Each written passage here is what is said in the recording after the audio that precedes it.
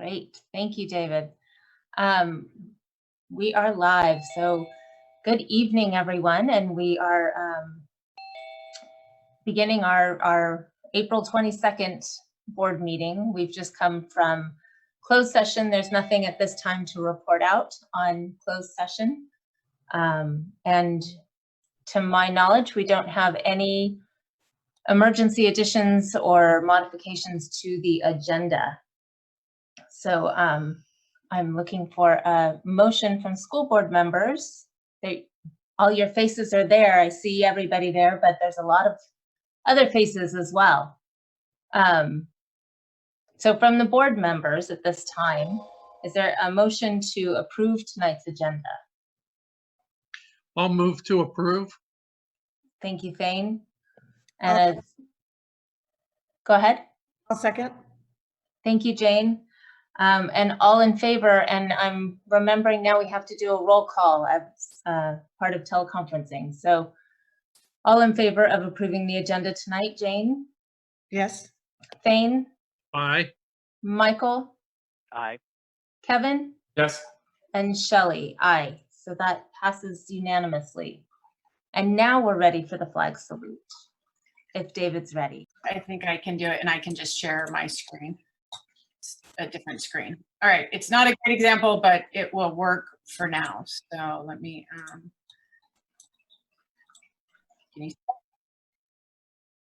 I am, yeah, I sent you a text. Thank you. Okay. There's our flag. So we can all stand for the flag salute. I pledge allegiance to the flag of the United States of America and to the republic for which it stands, one nation, under God, indivisible, with liberty and justice for all. Thank you for pulling that up real quick. Agenda.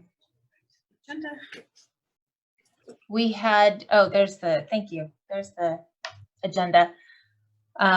We had two board meetings, minutes for board meetings from March 11th and April 1st. Do we have any?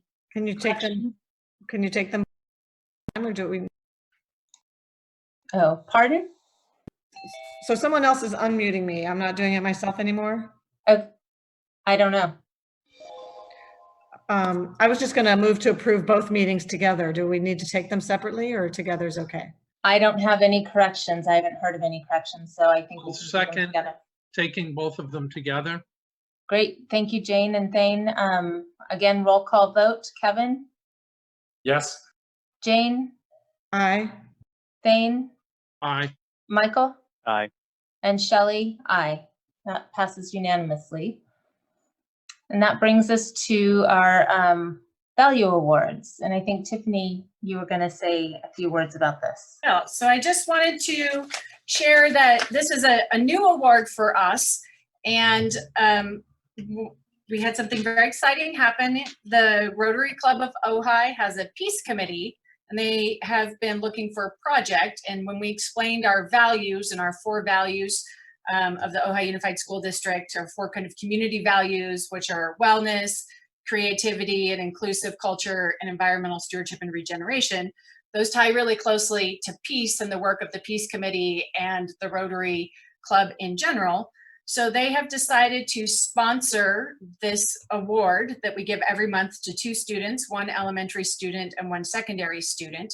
And so they are going to provide a $50 check to each student winner. And then each student winner will get to select a nonprofit of their choice to give a $50 check to. So they get 50 and they give 50 to a nonprofit as a demonstration of peace and the values for which they were selected. So this is the very first time we've done this. We're looking forward to doing it in person, but we will do it on the screen and see how we can make that happen. I'm so excited for this. This is wonderful. Thank you. So I'm going to introduce first Mr. Muth, who I saw earlier, but I don't see now, to present us or talk to us about Kenya Johnson. Mr. Muth, are you there? There he is. I am here. Kenya is an outstanding student. Also happens to be a neighbor of mine, and that was one of the reasons that I knew that her values towards wellness are very, very strong, from her diet that she practices to seeing her out skateboarding up and down the street or riding bikes up and down the street. Just a very, very active student who is very, very involved in sports. And when she's not playing sports, she's just out having a good time. And you can see the way that physical fitness and being part of the community is very important to her. And then also she follows a vegetarian diet, which is nice to know that, you know, she again practices wellness in that way as well. So Kenya Johnson, outstanding job, and take it from here. Actually, I'd like to introduce Judy Gabriel from the Peace Committee, and I hope that Judy is on the call. I haven't had a chance to scroll through and see her. Judy, are you on? I am. Great. Thank you so much. So I just want to congratulate Kenya for your great work in the area of wellness, these values, and they're very, very similar. The OUSD values of the cultural inclusion, environment, creativity, and wellness really match the way that Rotary is approaching peace. So Rotary is looking to create an environment where peace can happen. That's the way we put it. So it's part about conflict resolution, but it's really about creating an environment where conflict doesn't exist because there's no reason for it. So everybody has clean water, everyone feels safe, everyone has a roof over their head and a way to earn money, etc. So really all of Rotary's avenues of service are geared towards that. And we have our motto, what we call our 4-way test, when we're like qualifying anything, but if we want to make a decision about doing something as individuals or a group, we ask 4 questions. Is it the truth? Is it fair to all concerned? Will it build goodwill and better relationships? And will it be beneficial for all concerned? And really, I think that matches exactly what the Value Awards ask for you and the students. So I just want to congratulate you, Kenya, and thank you for your work. And my understanding is that you would like your $50 to go towards Little Farm of Ojai. So we have issued a check in their name, and we're sending it off in your name, excuse me, and asking them to put you down as the donor in their newsletter and list. So learning about paying it forward and supporting your community. So thank you again. Thank you. And I'm hoping, Kenya, you'll tell us a little bit about the nonprofit that you've chosen. Can you tell us about that and why you chose it? Yeah, she's a friend of ours, the lady that runs it, and I overall just like what she's doing with animals and stuff. And we also have a sheep that lives there now, so I also want to donate to help her really with that. Great, thank you so much and congratulations. Thank you. And now we have Ms. Battleson, who is here to tell us about Murray Lynn. Are you Yes. here, Ms. Battleson? Yes, I'm here. And hi, everybody. I'm honored to have Murray as a student this year. And I'm really happy to tell you why he deserves the Inclusivity and Wellness Award. I want to keep in mind that in 4th grade, students are only 10 or 9 years old, and they're really still learning about social skills and getting along and including everybody. But Murray really has stood out a few times this year in that respect. He has a strong sense of what is right and what is wrong. And he does not hesitate to advocate and stand up for kids who have not been treated right or wrong, who have not been treated right. So he speaks up at the time. We've seen that, and he also lets the adults and the teachers know about a situation that he knows that really should be handled differently. So because Murray spoke up just recently, I remember that we became aware of a problem, and we were able to deal with it in a restorative justice circle. And because he spoke up, that was possible. So I also have to say, when Murray does make a mistake, he is able to admit to it and to give a real sincere apology. I have seen that, and I was like, wow, this is not just like, I'm sorry, he really means it. And it shows not just regret, but also empathy and concern for the wellness of the person that was harmed. So I think all this is not easy for a 9 or 10-year-old, or anybody for that matter. But I'm really happy to congratulate Murray, to say that, yes, you really have deserved this award, and great job. Thank you so much. Mhm. Murray, are you here? Or Judy, did you want to say a few words? Oh, I just wanted to say, Murray, from speaking for the Rotary Club, congratulations. Thank you so much for your service. And we have issued a check of $50 in your name, and a $50 check also for the Humane Society, which I understand is the nonprofit that you've chosen.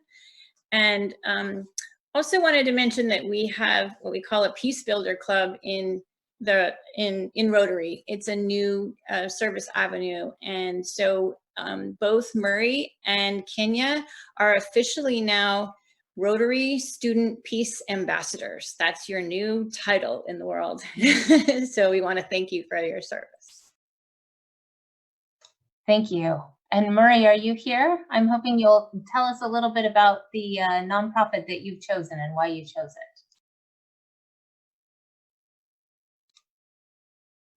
it. I chose that nonprofit because it helps animals find homes, and we have 2 rescues back here. And thank you. Thanks for the award. Thank you for all you've done to earn that reward.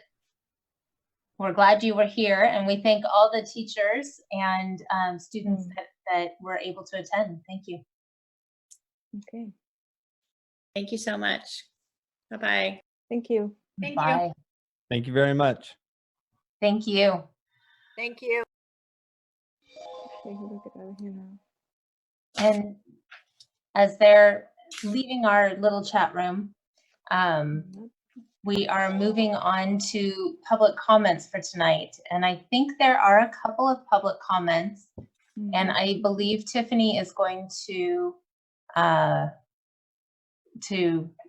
actually read those out, I believe. So there's actually only one comment Oh, okay. that is for general public comment, and the rest are item specific. So when we get to each item, I'll read those out. The only one that we have specifically is from Jeff Kettleson, and he says, did the board have any contact with Tony Thurman regarding graduation requirements? Okay. If you would like me to just provide a quick answer to that, graduation requirements are a local issue that's set by the board. There has been some general guidance, very, very general guidance from the Department of Education, but that is a local control issue. That sounds like that would be best coming from you, unless other board members have something to say. But usually at public comment, because it's not an agendized item, we don't go into or follow up on that. But it would be great, Tiffany, if you would reach out to them and just supply an answer to that.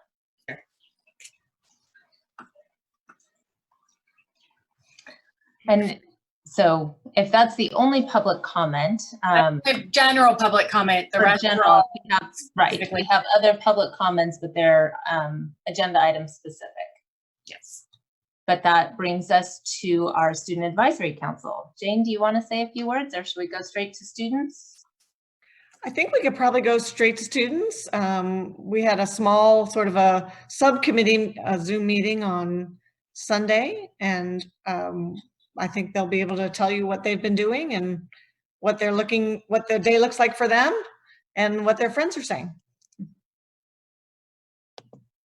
Colby, do you want to talk about the underclassmen and the registering for classes first? Sure. Okay, so I talked to 15 of my classmates and about their registration process and what they did. And out of the 15 people I asked, because the registration was online this year because of we can't really be in person, but so 5 of them said it was hard, mostly because it was just confusing to them. And then 10 of them said it was easy.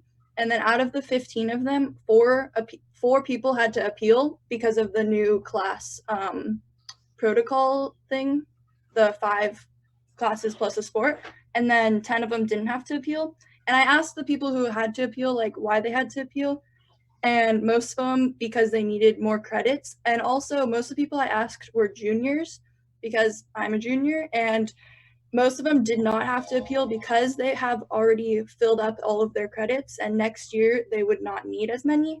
But I did ask a couple of current sophomores and freshmen, and those were the 4 that did have to appeal. And then also people were concerned because they would not know when they would know about their appeal and if it was granted or if it was not. And so I think that would be helpful for them to know. And that is it. And Thanks, then Colby. you were talking about the grades too. Oh yeah. Okay. Also, a lot of people contacted me about the new averaging of the 3rd and 4th quarter for the semester 2 grade. And most people were concerned about it because usually during the 3rd quarter, you might have a bad grade, but you can still be able to build it up until the end of the semester. I personally have done this on numerous times, and you can then build it up to an A if you want an A or a B if you want B. But now that we're averaging it, if you had, let's say, a B- in a class that you wanted to get an A or an A- in by the end of the semester, you would have to get at least, let's say if you had an 81%, you'd have to get about a 99% for it to be a borderline A-. And so that is what a lot of people are concerned about. But I've been talking with the Nordhoff administration and staff, and we were trying to figure out a solution to this, and Mr. Munson may talk about it at their staff meeting on Friday. And I would just say, we do know that individual teachers are reaching out to students who had lower grades at the 3rd quarter and working on ways to bring that up. So we're concerned about that as well. Obviously, we want our students to have as high of grades as possible. So it really comes down to kind of individual teachers and working with them and then working with students who are in those situations. So it's not really a blanket fix for all students, but our goal is that during this time when we're not in school, that we do no harm to students, right? So we allow you to make up things and to raise your grade. So that's part of our consideration. And so I know you were talking about a particular teacher, and I know we're working with that teacher specifically. Well, and I would just like to say, it's great to hear. That's one of the things that the board really enjoys about having you guys, is that you get to hear those. And I'm sure it helps the administration and the teachers as well. And, I'm confident that they'll work for that. I'm wondering, maybe Tiffany, if you want to talk to Mr. Munson and see if there's, if they feel the need, that maybe there's a way to sort of through Student Square kind of let students know if they're having concerns to reach out to him. Yeah, that's been our message to parents. We occasionally get parents who are concerned or students who are concerned, and it's just reach out to us, and we want to work with everyone. So there's some specific situations. We were just talking to a teacher today. A parent was concerned about the grade, and as soon as we connected the parent and the teacher, we got it all sorted out. So it's really, in this case, just about communication about individual situations, and then we will do the best we can. Arlie? Hello. So as a senior, obviously registration for new classes isn't so much of an issue for me, but I'm in a group chat with about 25 seniors, most of them I'm friends with or spend a lot of time with. And so I just asked them to bring up kind of different ideas or thoughts or concerns they're having with the moment. And one thing that is a recurring theme, I mean, it's not necessarily avoidable, but it's this concern about too much screen time. So, each teacher is kind of taking their own initiative on how they're going to set up their classes and do meetings on a weekly or biweekly basis. And for some of us, that means having 4 meetings, and teachers, because of the fact that, we're doing meetings instead of classes, sometimes there's some leniency on how long those become. I think the longest meeting I had was an hour and a half, but there was no, clear schedule set up. Um, and then that causes, like, I've had 2 overlapping meetings today as well. So I think it's more just a clarity of scheduling, because half of it is the teachers taking their own initiative, but the other half is making a predictable timetable for students to look towards. And I know that there was one set out recently, but I have 2 teachers that didn't adhere to that. So yeah, it's a little tricky in that sense. Um, and on a separate note, I another thing that the seniors were really questioning was the future of graduation. I know that it's not at all certain considering everything in the world right now, but maybe just communication on that end, I think would be really the students would be really grateful for. So Arlie, we just had a meeting this morning about graduation and seniors, and so I think you can expect maybe some communication coming out fairly soon about that. It's been Wonderful. a work in process, but I think we have some ideas moving forward. So in the next week or so, you should hear more about that. That's great. Thank you. Arlie, did you want to just talk a little bit about what you had mentioned to me about the things you're missing? Yeah, and it I think not even just me, a lot of people are, I'm saying this more not to bring about pity or anything, but there were certain experiences that we were hoping to have as seniors, and we all understand that it's not your fault or anyone's fault. It's the situation in the world right now. But when it comes to the celebrations of senior day, when we would go to our elementary schools and spend time with them, and then award ceremonies especially, a lot of us worked really hard for different scholarships, and there was somewhat of a satisfaction to those award ceremonies, especially tying off the school year like that. So those are just some small things, but yeah. I somebody's talking there, but yeah, I think it's important to remember those things and to acknowledge those things and realize that they're a part of how you're feeling about everything, right? It's not just, oh, I'm staying home, I'm not seeing my friends. It builds up, and we have to kind of try to remember to be kind to ourselves and to other people because of this situation, and how many things down the road kind of pile up on you. And so we say we're sorry too. I'm sure that the staff is missing that as much as you are. Yeah.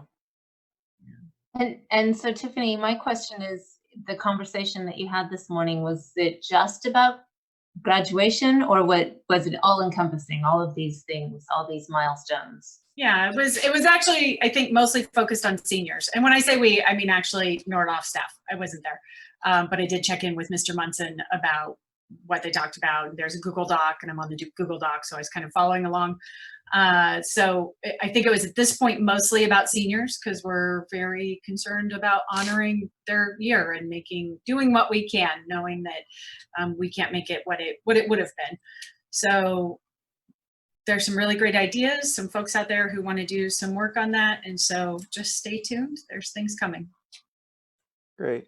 And one last thing too, just kind of on a positive note, I will say that I'm in constant contact with three of my teachers. They're all my AP teachers.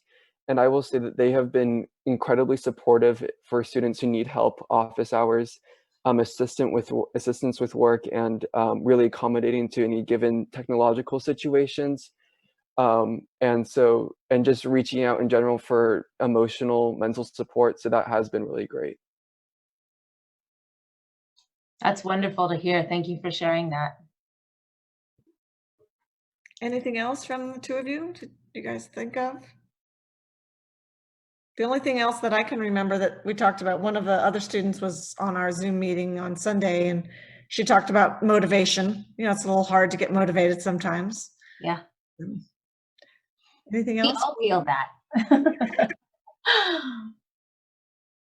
Yeah, and the motivation, I've seen that in our household at all age levels. We're all kind of struggling with that motivation piece. Right. But thank you both for being here tonight and sharing with us. It's helpful for us to hear from students, especially since we can't see you on campus. Goodbye, good night. Good night. And thank you. Thanks. Now we move to our union president's comments. So first, Chuck, are you here? I haven't seen yet. I'm here. Ah, you're the big C. Yeah. Dirt. I'd rather not be seen in this state of mind, but I am here. So thank you for the tractor. We've been putting it to good work. So thank you for the time. There's just so many thanks in this valley that we see on a daily basis, and hearing the students and the concerns there, that's really what this is all about.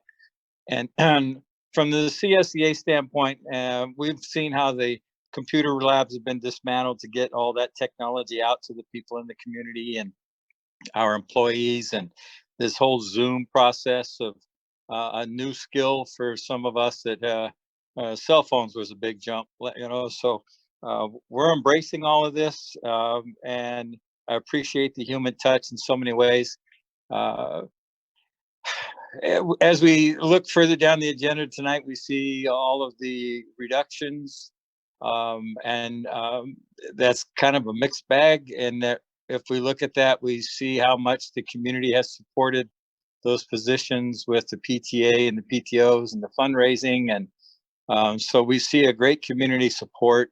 And it's just amazing to see where we are now. And I have no idea where we'll be down the road in some of these points, like Dr. Morse mentioned with Mr. Thurman and the kids graduating and that. So for us as classified, we still are learning what essential is, and that continues to change. Seeing what food services are doing with all those meals is absolutely amazing.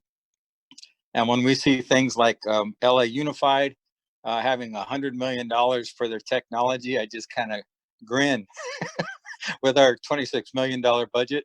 But what the point of that is that they are reaching those essential students. And I know with our efforts, we have that in mind too. Regardless of the dollar amount, it's the idea that we're reaching the dynamic of public. And I haven't used that word dynamic in a while, but that's where we are. And working together in all parts, the volunteers, the unions, the teachers. I see it on a daily basis, and I'm just grateful to be a part of this. And I think our membership is comfortable because I said earlier about the tone that the board started with, allowing people that were at risk to take that chance and stay home if they needed to. And I do see people coming back. I know it's a mixed bag right now by what we're hearing at different levels. But what I'm pleased most with is just having those students on already speaking about their needs, and keep that focus is just awesome. That's what we're doing here. And CSEA wants to continue to support that. And I also see on the agenda that you're looking at us as a classified employee week, and I thank you for that. Acknowledging all the efforts that people do here in the district. So thank you, and hope to continue to work with you regardless of what our budgets look like here. I guess that's more news in the next meeting, right? So with that, I'll stop. Have I gone over my 3 minutes? You were actually right on time. I was timing you and you were 10 seconds. Thank you very much, Chuck, for being here and for sharing with us. Angie Janassi, Ms. Janassi.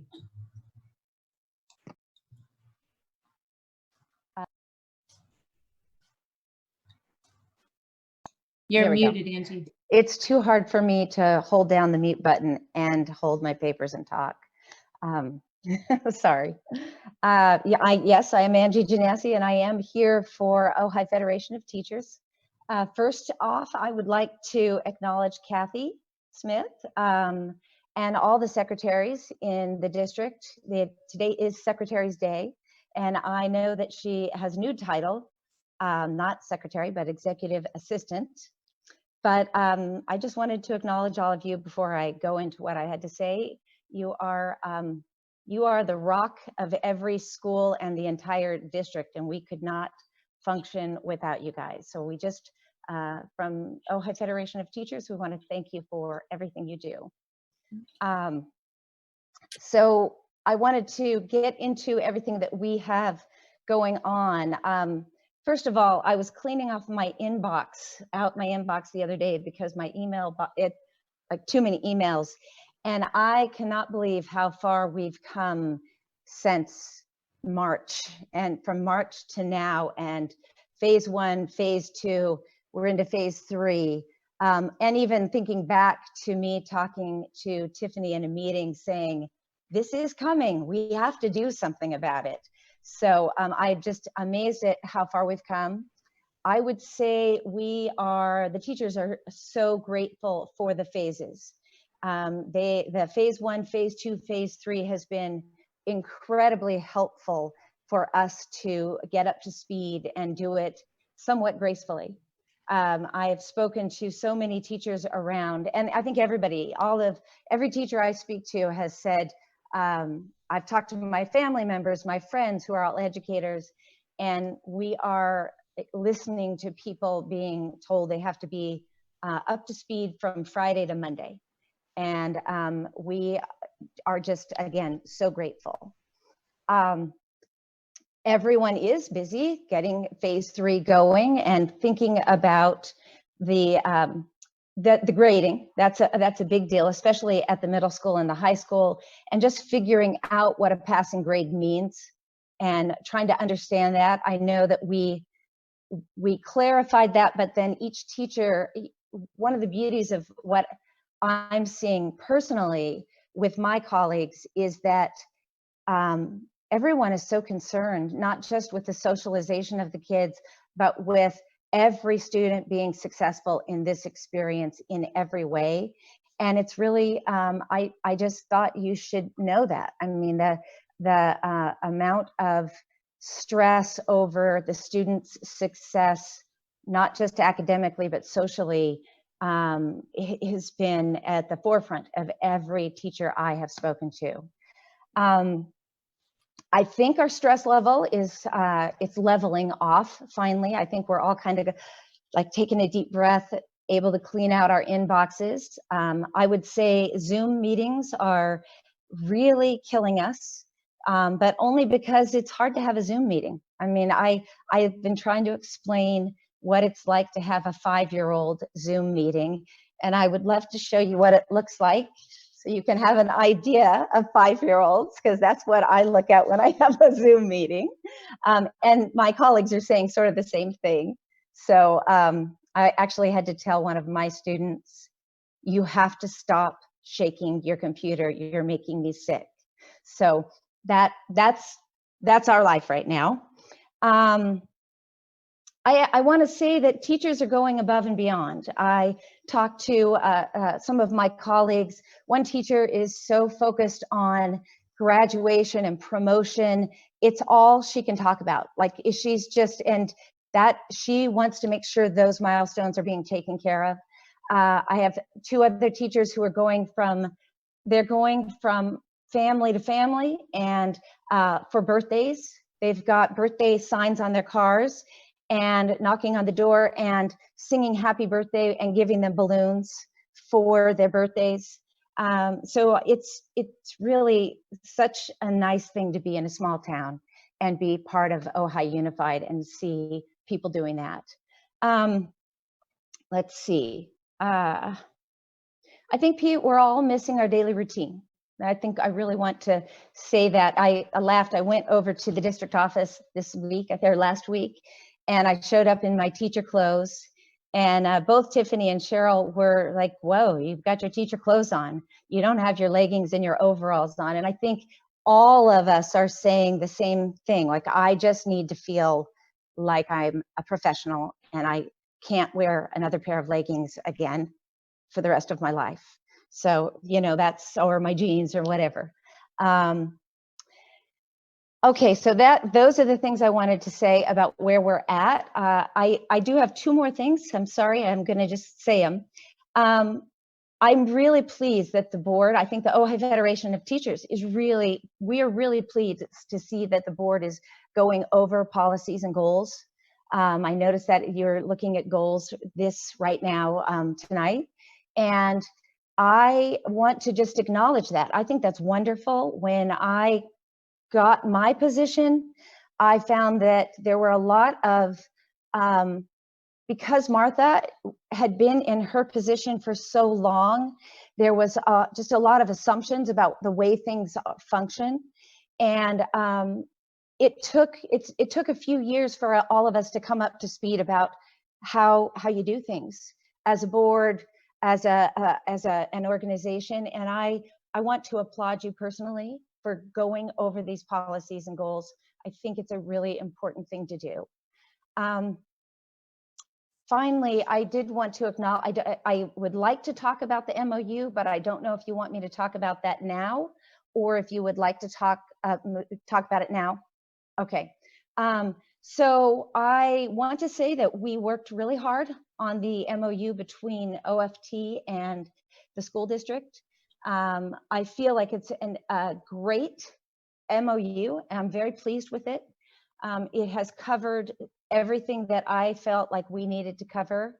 And I did want to say, last meeting, there was some concern about MOUs and when you have a side agreement, whether they come to the board or not.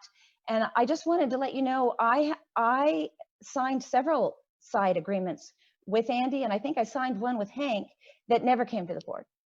So I just wanted to say that at the last board meeting.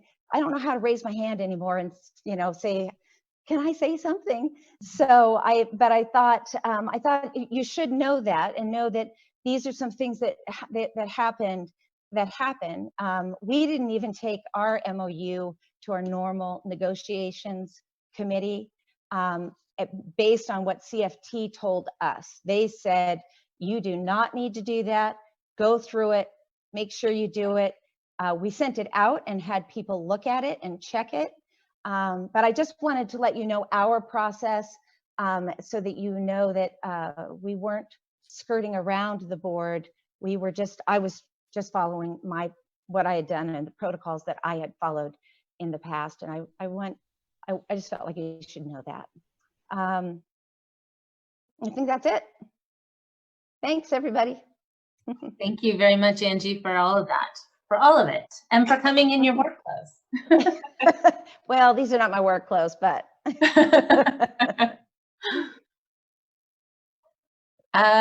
We now are at the superintendent's report. Okay. So I have just a few things that I will share. The first is I want to echo Angie's sentiments about Administrative Assistance Day. It's much harder when no one is in the office to really do the kind of recognition that you would want to do. So I was actually proposing in my office that we move it to like August, or we pick another day that we can celebrate that when we might be together. And just an update on phase 3. It's the first week of phase 3. It's actually day 3 of phase 3, which is our full up and running distance learning. And so there's still some kinks to work out. We are working on the teacher scheduling. We created a schedule for teachers so there wouldn't be overlapping meetings. And we definitely need to be working with our teachers so that they follow that. We don't want students to have to choose between their classes at the middle school or the high school. And so I expect that we'll have a slightly different modified middle school schedule next week. We tried something this week and it hasn't quite landed how we wanted it to land. So we'll be sending out a new schedule next week, but we wanted to give families, we already sent it out, so we wanted to see it through this week, and then we'll modify that next week. We have been using Zoom across the district, and it's been relatively successful. It is exhausting. For everyone, it has to do, Michael Shanahan and I were just talking about, there's some dissonance that happens with folks that makes it harder to do that. So I'm practicing trying to have the person speaking and then sharing my screen, but it requires me to be paying attention, and I was actually talking. So we know Zoom is a little bit tiring. We have not had any Zoom bombings since the very beginning. When we first got Zoom, we've set up many district protocols in the back end. Thank you to David Rogers for doing that.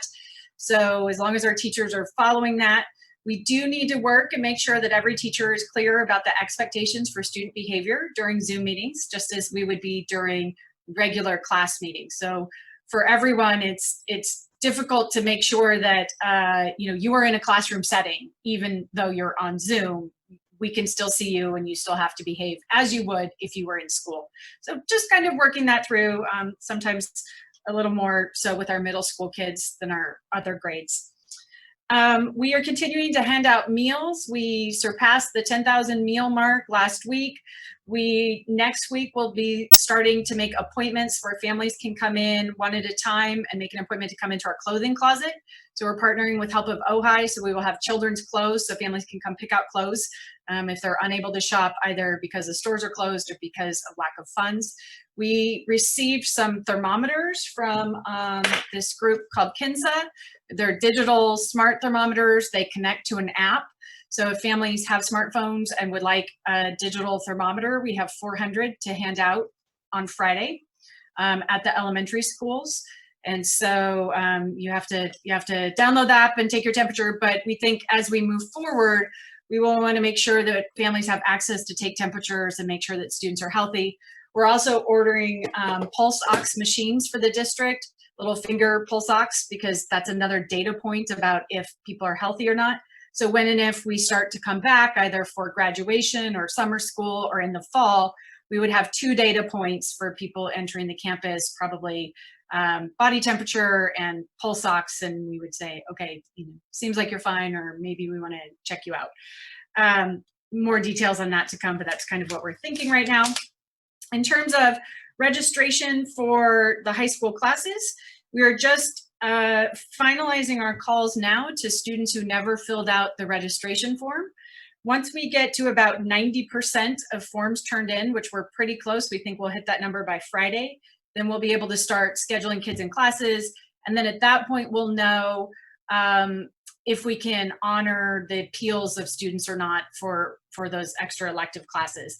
We really won't know until we do the schedule, because let's say they want to be in a class that has 20 students, we could honor that appeal. If they want to be in a class that has 37 students, we may not be able to know that. So we have to kind of wait until we do the scheduling, and we have to wait until we do the scheduling until we have most of the student registrations in. So it's kind of a chicken and egg thing, but we're getting closer and closer. At this point, we have 90 appeal forms between the 3 grades, so about 30 per grade. And then with that, I'm going to go back and share my screen, and I would like to show you our standing ovations for the month. So I won't read all of these, but we would like to honor Bronwyn Cole-Michaels, who was nominated by Dave Munson for her contributions to school climate, connecting students and staff, virtual spirit days, blue and gold, all of the work that she's doing. Oh, sorry. We would like to honor Lorenzo, who is our elementary music instructor. And Dr. Knox wrote a really nice standing ovation for him. His lesson plans are really well done. He starts his presentations with a reminder of CHAMPS, which is our student behavior, just like I was talking about, that's important. And he's just been doing great. This is a photo from his Zoom meeting today, and you can just see how happy and excited he is to be working with students on the ukulele. We have one for Jennifer Walker, who's a resource specialist at San Antonio and Topa Topa, and she's been doing a really great job. Our special ed teachers and our special ed aides are doing a huge lift right now. And just this shout out from Lori Alford for Jennifer for doing a great job. Unfortunately, I don't have a picture of Jennifer if we didn't have it in the system, I tried to do a quick light Facebook stalking, but if that didn't work, then there is no picture. So we have Michelle Valenzuela from a parent, because she's sending emails and checking in on our girls, caring, and provides the support that's needed. I think as I go through these, what you will notice is the number one theme that connects every one of these is about communication and how much people appreciate the communication from our staff. We have Jessie Ann, who is in technology, who has been really instrumental. All of our technology folks have just been doing an amazing job. We have to do tech support for our staff. We have to do tech support for our students, and there's just a lot more to do now that everybody's trying to do things all at once. So we have delivered computers to teachers' homes. We talk to students. We also have families who fill out the help form saying they don't have internet. And we've been able to walk families, at least 10 families, through getting internet set up with a provider. And then for the families that can't do that, we still have hotspots on order, and we hope those will come in very soon. But we've been hand walking families through how to get access to internet. We have one for Dave Munson from Amy at Nordhoff for his tireless work, and I can attest to that. Dave and I text and email all hours of the day about things that we're working on constantly. We both don't sleep when we have like the Sunday before phase 3 rollout. Neither of us slept because we were so nervous about how it was going to go. And he has just been working nonstop to make sure that this is a great experience for the students at Nordhoff. And as our students talked about, if they reach out to him, he is there to help kind of solve those problems, to reach out to teachers, to try and navigate any issues that our kids are having. Karen Oswald, nominated by a parent for just going above and beyond. We have Miss Nicole and Miss Belcher in the office at Miramani, and they got 2 each, which I thought was great. One from a parent and one from a teacher for their great attitudes and their always smiling faces. Although I will say I go and visit sites and everyone has masks on, but I know they're smiling. I can just tell, even if I can't see it. We have Miss Fernley, who was nominated by our student. I was so excited. This was our first ever student standing ovation. I think this is a 3rd grade student. And I'm just gonna read this because it's so cute. Ms. Fernley has been a super duper teacher during the lockdown. Everything has gone smoothly during all of the 3 phases, and I feel cared for. And I love her Zoom meetings and the games she plays. And her assignments are great. So I was happy to see that feedback from a student. We have Mrs. Patch at Miramani, who has 2, one from the Cahu family and one from a parent. Again, just being very communicative and caring for our students. And if you remember back to our vision statement, that whole centerpiece of our vision statement is about the social emotional wellness of students and how they feel. And so I'm so excited to see all of these parents telling us and students telling us that we are helping them feel loved and cared for during this time. We have one for Mrs. White, principal at Miramani, who has been working tirelessly as well to make sure that everybody has what they need, the learning materials, etc. I have seen her driving her truck back and forth to pick up food from Trevor Quirk's group to drop off at her school for parents to pick up. We have one for Miss Battleson, who was on our Zoom meeting earlier tonight, and her clear communications and her support of students. We have one from Miss Latanra, who, again, great communication, feeling loved, supported, and important. We have one for Amy Mendoza, and I know this is a long one, so I will give you a little bit of time to read it, but basically that she will stop whatever she's doing to help students, that she is, always there for them. And I like this part. She sent her kids home, called to check in and see how they were doing, and then went so far as to deliver the contents of my kids' desk to our front yard, which is definitely going above and beyond. And we're almost done. Miss Dracola, who has been helping with students. Our daughter was having a hard time not being at school, wrote her letter, and has been very supportive. That is actually our last standing ovation. So we have a lot, and I debated whether to share them all, but I think it's important to know that our teachers are really, truly going above and beyond to connect with our parents and to make our students feel loved and supported. And I think the photos were a great addition. Thanks, I Great job. tried really hard. Oops, and I'm gonna just hold on for a second. I need to get back to my right screen, so let me stop. And I'll just say I'm grateful that you shared them all. I think it is important. And I think in listening to both you and Angie, it occurs to me that there's this great learning opportunity kids are having of how to not make your teacher sick by shaking your computer all the time, and that what you do on the internet has consequences. And so there's a lot of learning that we wouldn't necessarily have come to in a classroom. There's other learning to be done at this time. Yes. And if you give me just a moment, I seem to have lost my screen because I have a lot of windows open. I'll just admit to that. And let me get back to our agenda for you here. Give me 1 second. Tiffany, while you're doing that, I tried to interrupt while you were doing all the standing ovations. I want to make sure that everybody knows that it's Mrs. Fenley. There was a little spelling error there. Sorry. So it's okay, but I'm glad that I had a chance to correct that and make sure that Jessica Fenley knows that that was her that we were talking about, third grade teacher at Miramani. So Thank you. Thank you. I copy and paste these directly from the forms, and so if I have time, I correct them, and if I don't, and I think I'm gonna have to re-log into Boardable. So Okay, I have. If you have the agenda and you want to go to the next one.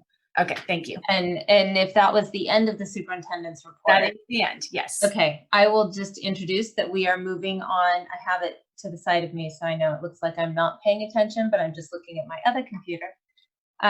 We are moving on to 6.1, which is the presentation for Valley Oak Charter. And I will just say to begin with that we have received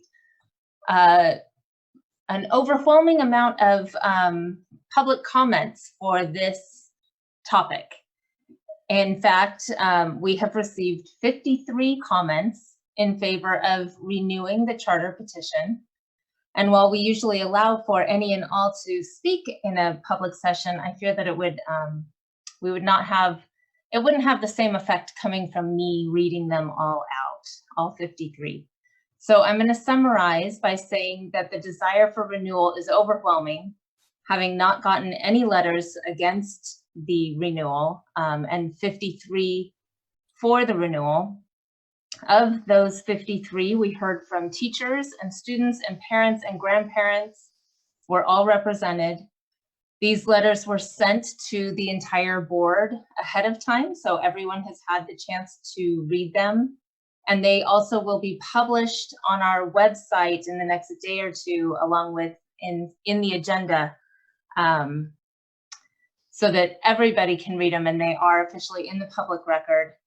And we will also be attaching them in the minutes for this meeting so that they will be officially part of the public record. And I just wanted to say thank you all for reaching out with those words. I'm sorry that we aren't hearing you in public, but I want to acknowledge that we are very appreciative that you have reached out and that those views that you've expressed are valued, and we're grateful that you reached out. And so I think we have a presentation. We do. All right. So would we like to invite Laura? I think I saw you on the call. Would you like to invite you to present?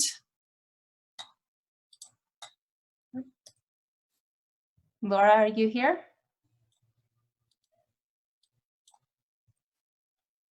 Can you hear me now? There you are, yes. Hi. Okay, well, good evening. I am very pleased to hear that so many people supported the charter. I'm looking forward to reading those comments. I know that one of the comments is from a former student of ours, Cooper McHatton, who was also at the last meeting in March because he wanted to be able to speak to the board. Cooper went through our program and ended up at UCLA on scholarship. He's currently at Pepperdine Law School, also on scholarship. He's an amazing young man, and he and his family have done so much for our program. I'm really sorry that we're not able to hear his remarks, but I'll make sure that they do get shared with our community at home. Anyway, I'm the director of Valley Oak Charter School. I don't think I'm a new face to any of you. I'm here tonight to seek the board's support of our school's renewal. We submitted the renewal petition packet to this body back in March at that meeting, and I understand from Dr. Morse that except for the memorandum of understanding, those documents have been thoroughly reviewed by district staff and that she will be recommending the charter for renewal to the board. I want to thank Dr. Morris and her team for their efforts. I also want to assure them and this body that I am at their disposal should there be questions or concerns regarding any portion of the memorandum of understanding. And to clarify that, unlike the charter itself, the MOU is subject to change based on negotiations between our two entities and has been revised in some way or another at every single renewal. I'm confident that we will reach consensus again in short order. Tonight's presentation is simply a brief overview of the charter laws governing initial authorizations. So this is the one starting. This is telling you about our charter, when we started, and what my goals are this evening. I'm one of those people who hates it when there's a PowerPoint and then people read it to you. So I don't intend to read it to you folks. I'm assuming you can read it yourself. If somebody really desperately wants me to read it out loud, let me know. In any event, the details of how VOC has fulfilled the requirements that are going to be called for in this next slide here. And you just have to tell me when you want me to change the slide. I know it's kind of hard when there's two people working on this. Sorry. This slide and the one following are giving you the overview of what's required in an original charter petition. And it explains to you that the list of components that are required for renewal is different, and it's on the next two slides. But I wanted to make sure that everybody understood the original conditions that are in place in order to authorize a charter and to confirm that our charter is still in compliance with all of those sections. I think we've zoomed on here at this point. Yeah, wait, Tiffany, can you go back to the very first? Is this the one you were talking? Yeah, we're looking. No, we need to go back another one. It's not a huge thing.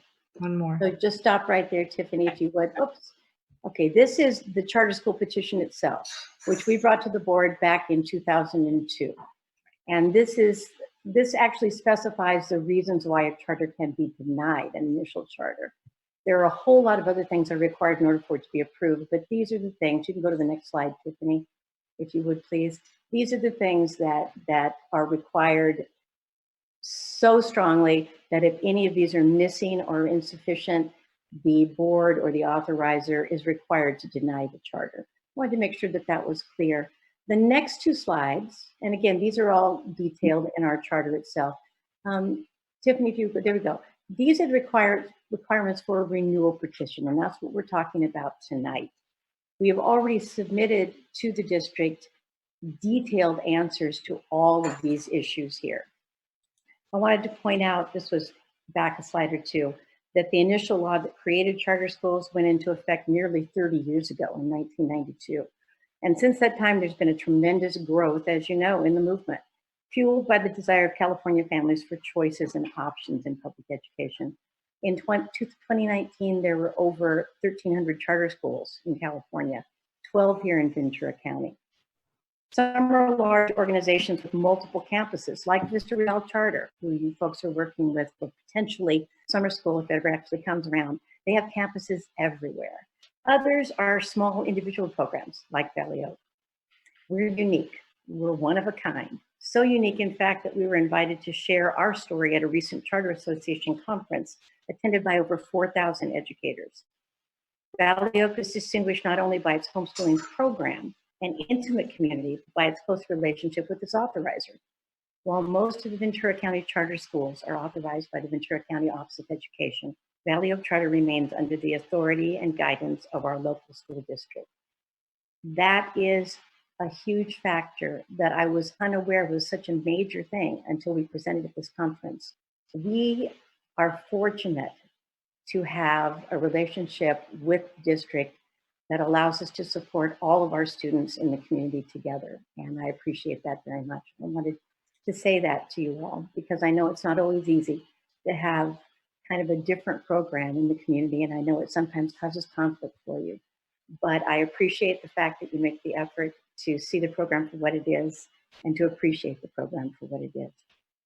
Tiffany, we're on number 5. To receive authorization to begin a charter, petitioners must provide evidence of a number of requirements, in addition to those listed on this slide showing the reasons for denial. That's the last slide. The original charter initial authorization must be met, and it's the duty of the charter and its authorizer working together to ensure that these requirements continue to be met throughout the term of the charter. Every time we come to you for renewal, there are adjustments that have to be made because there are new laws, and we have to incorporate those laws into our charter. But the basic premises that are required in a charter are still there. Those really don't change a whole lot. With the implementation of AB 1505 and 1507, there are going to be changes to that at this point. So this is kind of the crossing point at which the charter situation will change a little bit. But right now, we're still working with those laws that are in effect. At renewal, and that's what we're looking for right now, a charter must reaffirm the original requirements, which we have done, and provide evidence of its compliance with current laws and the 9 specific items shown on these 2 slides. If you can scroll back to the next slide for a second, please, Tiffany. Okay, so you can see that the first 2 requirements of renewal petition is to show our authorizer how our program has made student progress possible, what our progress has been like, what our student performance is like. And that actually is the meat of the charter renewal itself. These other things, as we go down the line, major decisions and policies, level of parent involvement, staff and their qualifications, those change. Those things are a little more static in that they don't change a huge amount, especially for our school as far as staff is concerned, because our staff has been there for forever and probably will be. But these are the things that are included in it. The main things that are of concern, probably a focus for this board, was student progress and student performance. And I'm very happy to say that in those areas, Valley Oak Charter has made a huge amount of progress. This will be our 3rd time around asking this board for renewal of our 5-year term. When we originally started in 2002, we were given a 2-year authorization. In 2005, I was on board by that time, and I came to that board at that period in time and asked for a 5-year designation. We received that. We came back to you in 2010 and again in 2015. Each of those have been unanimous approvals, and I am looking forward to your support, your continued support moving forward from this point. Before I'm actually done with the presentation. There's nothing else. Oh, wait, bring the last slide so I can read my little thing to you. Always have a little thing at the end. Could I have the last slide, please? Every educational path is unique. This one I do read aloud, sorry. Just as it's every student who walks it. For some, the best fit is a program that allows the family to remain at the center of the journey. At Valley Oak, we believe that all students should have the opportunity to engage in their education in ways that best support their individual needs. Working together as a team, VOC staff and parents instruct, guide, mentor, and encourage our students to assist each of them in reaching the goals that they have set for themselves. The Ojai Unified School Board has unanimously supported the renewal of our charter 3 times in the past 17 years. In doing so, it has repeatedly acknowledged the important role that providing options in public education plays in ensuring that every student will be supported in a manner that honors the life choices they and their families make. The Valley Oak Charter community appreciates your continued support. That's done with the slide. I do have one more thing that I'd like to share with you, and then I'll be happy to take any questions that you might have at this time. Both of the items that I'm going to read to you are included in the packet that was presented to the board in March. If you look in the renewal report, pages 20 through 25, you'll see the entire items. I am going to be summarizing and pulling highlights from them. These are 2 letters that we received in support of our charter from outside organizations. The first is from the Accrediting Commission for Schools, the Western Associations of Schools and Colleges, WASC, which is one of the largest and most respected accreditation organizations on the West Coast. This was in February of this year. It has been determined that Valley Oak Charter meets the ACS WASC criteria for accreditation, and its accreditation is now reaffirmed through the 6-year cycle ending in June 2023. This is an important step that we took a number of years ago when we decided that we wanted to be able to expand and offer an entire high school program. And it is one of the things that has made it possible for students at our school to come into our program occasionally for a very brief period of time when something isn't quite right for them, when they need a break, when they need a little extra support, and continue to earn transcript credits that can then transfer back to Nordoff, which is usually the case, or on to other schools. So this is a very important thing, and we're extremely proud of it. It's very difficult for independent study schools, especially those that are homeschooling, to be able to convince the WASP committee that we're doing things in such a way that they can look at our program and compare it favorably to programs in traditional schools. So this is a big one for us. The second letter that I wanted to share with you is from the California Charter Schools Association, also known as CCSA, which is the largest of the two state advocacy groups for charter schools. This is quoting from, and again, I am taking this in summary. The California Charter Schools Association is writing to respectfully urge the Ojai Unified School Board to renew the charter of Valley Oak Charter School. In 2017-18 and 2018-19, VOC improved their CAS, which stands for California Assessment of Student Performance and Progress, scores significantly. This substantial growth outpaced the improvements made by 6 other small homeschool independent study schools in the state. It is also important to note that VOC had 100% participation in CAS for 2019, which has proven difficult for homeschool independent study schools around the state. So their CAS growth is both impressive and representative of their students. VOC has done important work to make sure all students are achieving with their model. As a result of the school's growth and their efforts to ensure that their students have access to the post-secondary opportunities of their choice, we urge you to renew the school. Thank you all for your attention. If there are any questions, I'm happy to take them at this point. And Shelley, do you want to open the public hearing? Right, yes. So at this point, if we have a motion to open the public hearing, that's where I should have done the public comment, right? Oops. Yeah, well, yeah, it's strange to open it when we know we actually won't have comments, but I will move to open the public comment time. I'll second. All in favor, Michael? Yes. Jane? Aye. Thane? Aye. Kevin? Aye. And Shelley, aye. And I'll again say that we had 53 public comments that will be published, but won't be read out at this time. And at this point, unless there's somebody's Facebooking or sent us an email or anything. I'm monitoring the link for public comments and I haven't gotten any during this. Okay. I'll Then, move to close the public session. Second. all in favor, Michael? Aye. Jane? Aye. Jane? Aye. Kevin? Aye. And Shelley, aye. So that closes the public hearing. And so now if there are questions for Laura, now would be the time to ask. I'll start.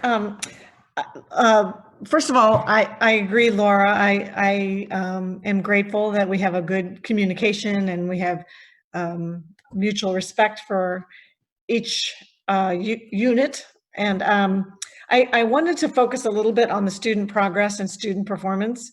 I noticed there's a significant difference between the ed performance scores and the CASP assessment scores. And I'm wondering if you can talk a little bit about, again, I don't know if we're looking for answers right tonight, or this is something that you go back and give answers to, but in terms of what you're looking for in your performance assessments that's different from the CASP. Okay. Well, if you look to page 4 of the report, you're going to see the section that speaks to multiple measures. I think you're probably aware that the Department of Education decided roughly 3 years ago that there is enough evidence that very small or very specialized charter schools, probably traditional schools as well, they don't specifically say charters, but programs that are very small and very unique need to have other ways of showing that their students are making progress. And that's especially important for a program like ours, where students who are coming to us have, in many cases, not had any kind of experience in a traditional school program, whether that's public or private. They are completely new to standards. They're starting basically from scratch, even if they're in the 8th grade. They're starting to learn what it is that the state wants them to learn and to show that they've learned it. So the state came up with this idea of alternative measures. And again, that's explained on page 4. Basically, it says, if you're small enough and unique enough, we're going to allow you to put measurement systems in place in addition to the dashboard, because they're acknowledging that the dashboard isn't really going to give a good measure of how your program is achieving. Mostly because, especially in our case, the data is so small that statistically it really doesn't make a whole lot of sense anyway. When you look at the Valley Oak program, in any given year, we only have between probably 40 and 45 kids who are actually in grade levels to take the assessment. This year, testing has been suspended, but if it had been going on, my own granddaughter, who's our single 3rd grader, would have been the only child taking the 3rd grade test. So you have a couple of problems there. You don't have enough numbers to come up with the kind of data, the mega data that they draw these conclusions from. And you have so many confidentiality issues that you really can't do a lot with that data anyway. So if you look on the dashboard, you're going to see that we have, our colors are good. Our colors are good. But you're going to see that the numbers are small, and that's because we don't have enough kids really to show those numbers, and they can't really do a lot with them. So we developed this internal measurement system, which we think is a better way to measure kids anyway. Sorry, we just do. It is personalized, it's individualized, it starts where the child is and follows the child's progress to the year. So whether a student comes into my school, as has happened recently, an unschooler, never been in a traditional program, the student was developmentally should have been an 8th or 9th grader. The parent wanted to enroll her as a 4th grader because she felt that that's where she could do academics. A student like that is never going to do well on a dashboard test. But with our own internal program, we can start them where they are and support them and give them tutoring and additional supports to help them make more than a year's progress in 1 year, hopefully, and we have seen that happen. But still, if I have a student who's enrolled as an 8th grader, but they're doing 4th grade work, it's highly unlikely that they're going to do really well in the 8th grade test or pass. But on our internal measurements, we can show that that student started at 4th grade and is now at 5.2 or 5.3. We can show their growth. And that's what we do.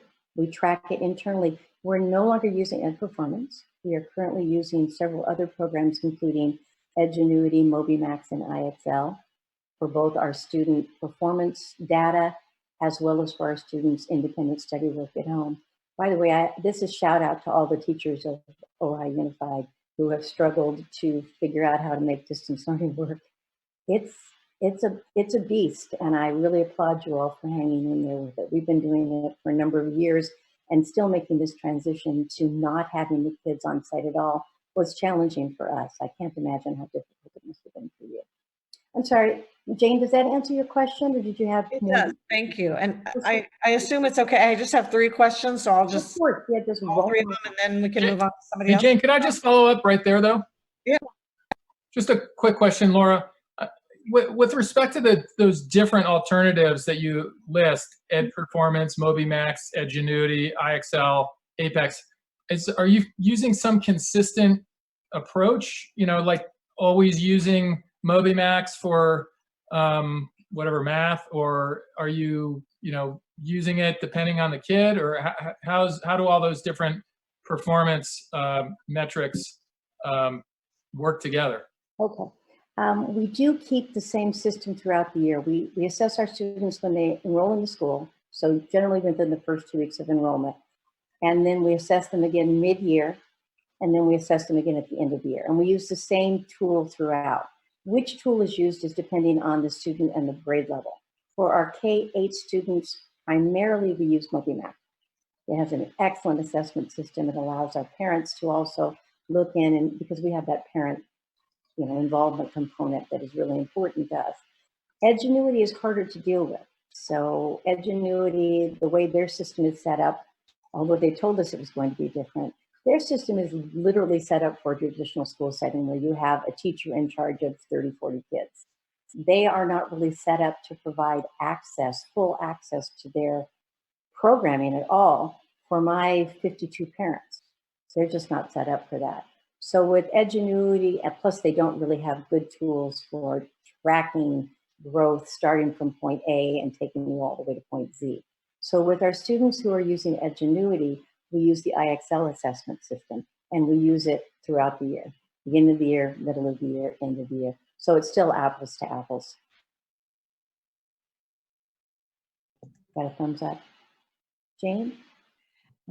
Yes. So, well, first of all, I just wanted to say, I noticed the progress in math, the good movement in math, and I would encourage you to continue to watch that in the next 5 years and watch specifically, students rather than the group as a whole, and hopefully, we're able to see specific student, I mean, not, individual, but as a group, that progress continue. And then lastly, my only concern is with the new high school element. If you could talk a little bit about the CHSPE. I know there's been some issues with students who move over and actual high school credits that they're not. If I'm remembering it correctly, they're not earning credits and they come to us lacking credits. So how do we solve that issue? Yeah, it's a tough one, and we actually struggle with the same problem going in the other direction. I've had 3 students transfer in from Nordoff this year who were all deficient in credits. So I have kids coming to me who are supposedly 11th graders, but don't have enough credits to be an 11th grader, which is probably why they're coming to me. What happens at Valley Oak is we have several tracks that we offer for our student programs that we've created that are only offered within our school setting at this point. The first, of course, is for them to continue following the A through G. And we do have that. In fact, if you go to, I'm trying to figure out which page to send you to for the high school. If you go to page, high school grades, well, there's a section on page 7, but it goes into more detail later on. I can look up that number for you. It talks about it. Go back a little bit. It said, back down, go to the top of page 7. Top of page 7. There, completion of high school. Just that little segment there. That's just a very small, I'm pointing at it like you can see what I'm pointing at. I don't even know what that's about. Okay, so students who come into Valley Oak, the very first thing that happens is they meet with me.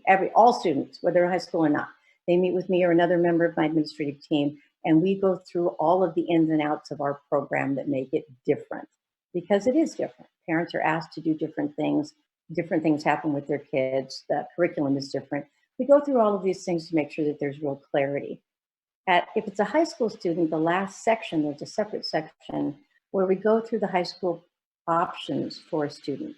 So a student who transfers into us from, say, Nordoff, who is on a traditional A through G track and has enough credits, and they're just looking to get finished early for some reason or another, and we have this happen quite often, and the only things they need to finish at that point are government and maybe health. Those 2 programs tend to be held to the last senior year. So because we can offer them access to either Edgenuity, which is all transcript-based classes, Common Core line, or we can offer them and support them in taking classes at the community college level, or they can also, through our agreement, part of our MOU is to take classes at Nordoff. They have 3 different options for continuing to finalize those A through G credits and to simply move on. That's not generally the student we get. We get a couple of those, but it's not the big group. Remember one year we got a little girl who was one of your cheerleaders. And I said, what on earth are you doing with us? And she said, I just need a break. And the next year she went right back again and everything was fine and dandy. Most of the high school students who come to us are really looking for something different.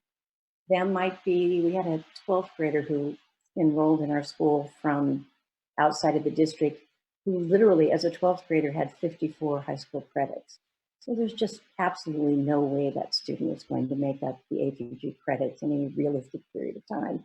And he was already, feeling pretty badly about the whole thing. He chose to, well, actually, he first chose to go on the state diploma. The state diploma is what's required by the California Department of Education for a student to receive a diploma in the state of California. It's 130 credits. It covers specific classes. Once a student has successfully completed those 130 transcript credits, they are entitled to a diploma, unless the district or the school adds additional requirements. And of course, that's how most high schools, most traditional public high schools, end up in the 200 to 220 range, because high schools tend to, and districts tend to, add additional requirements at the high school level in order to try to ensure that every student who graduates as a 12th grader will have the opportunity to go directly to a four-year university.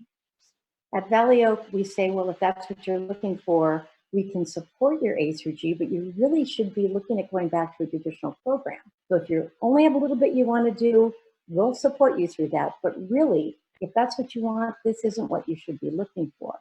Students who come to us are doing one of two things. They're going on a state diploma, like my granddaughter. You have a letter from her, by the way, I should have made you do that one, who went through our program. She came to us from out of state as a ninth grader, totally deficient. Second half of the ninth grade year, had no ninth grade credits. We were able to negotiate a few credits with her previous school, which was out of state. And then she jumped right into doing her independent study. At the time, we were using Apex Learning.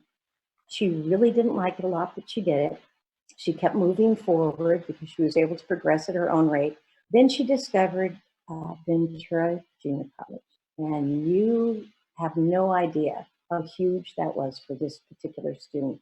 She not only enjoyed the classes more because she's not a standard high school kid. She wasn't interested in prom. She wasn't interested in joining the group. She just wanted to get her education and move on with her life.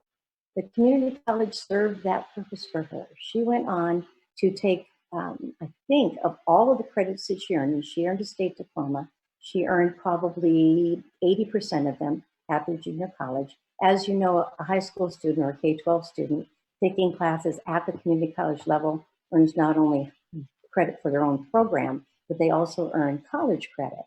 So while she was earning her credit at our school to get her state diploma, she was racking up credits at the community college level. By the time she graduated from our program last year, she had enough credits also at Ventura Community College to receive her liberal arts degree, and she was 19. So for her, this was a really good fit, but it's not a good fit for everybody. So that's two of the options. One for the kids that we're really not looking for, but sometimes we end up with them. One for the kids who come to us because it just isn't working. And we also offer the CHESP program. And Jane, that's the one that was a problem, that can be a problem when that student is unsuccessful at our school. And this is why.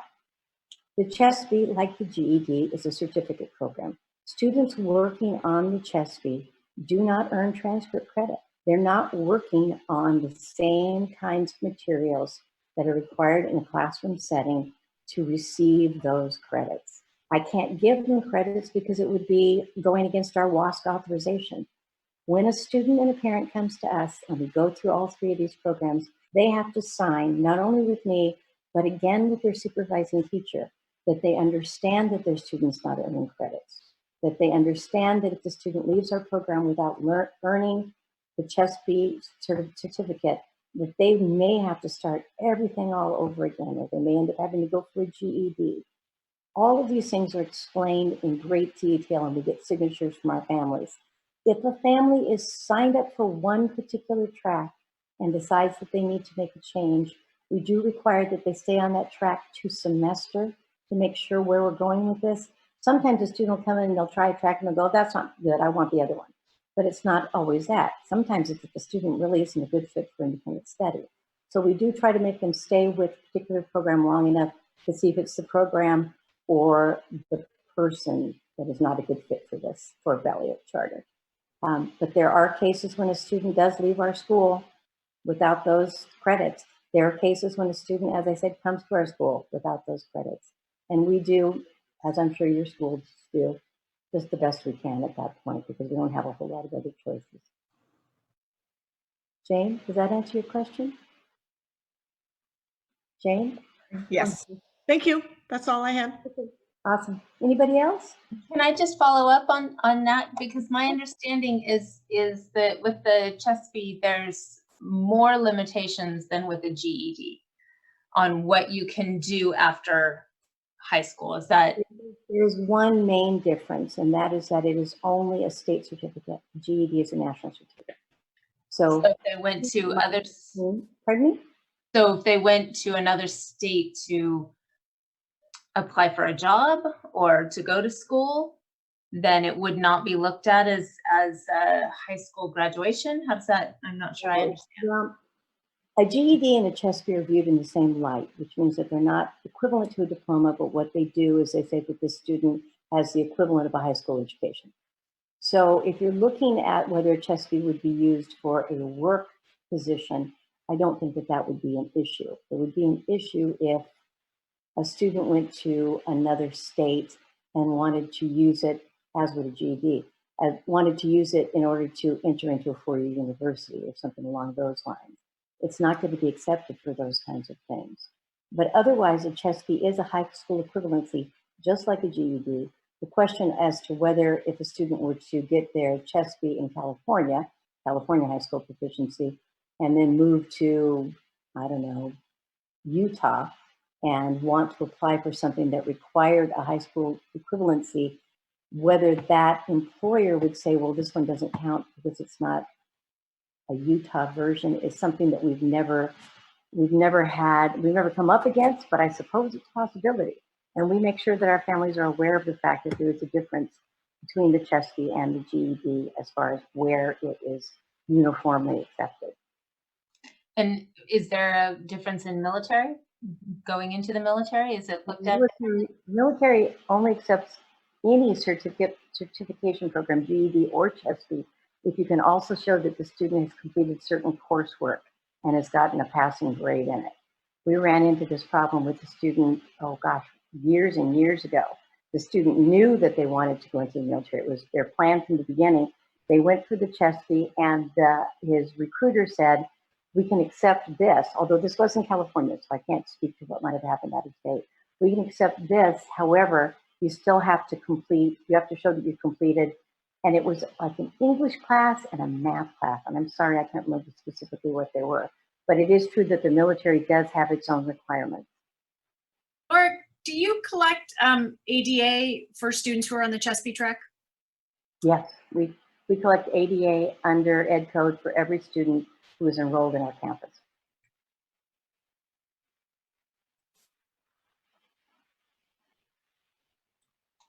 Are there any other questions? If not, I want to thank you, Laura, for being here tonight and presenting and answering our questions. We will be working on or directing staff, I won't be actually doing it, but directing staff to work on the MOU for the next month, and then we will bring this back on our May meeting to look for that, to vote on approval. Okay, thank you, Tiffany. If I could ask that you share with your staff that because of my husband's health issues, it's best to try to reach me on my personal cell phone. I'm not able to be in the office a whole lot right now.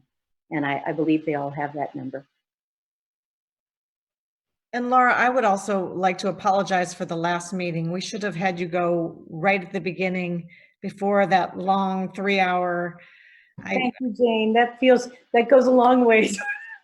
I know. I was like, wait, all we had to do was say thank you. We accepted, and we should have done that first. Thank you. Yeah. We're thinking because of the crowds. I understand. Thank you very much. I appreciate that. Enjoy the rest of your evening. Thanks. Thank you.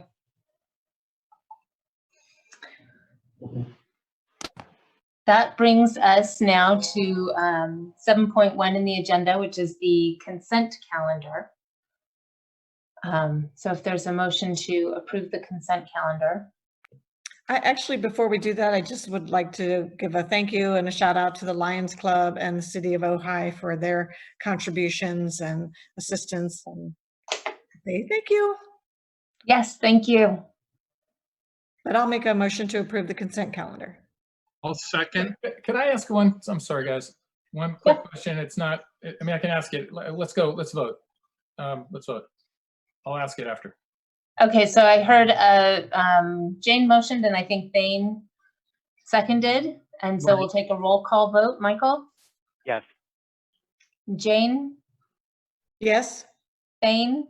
Aye. Kevin? Aye. And Shelley? Aye. So the consent calendar passes unanimously. Quick question. Tiffany, remind me, what is the benefit of the induction program at VCOE?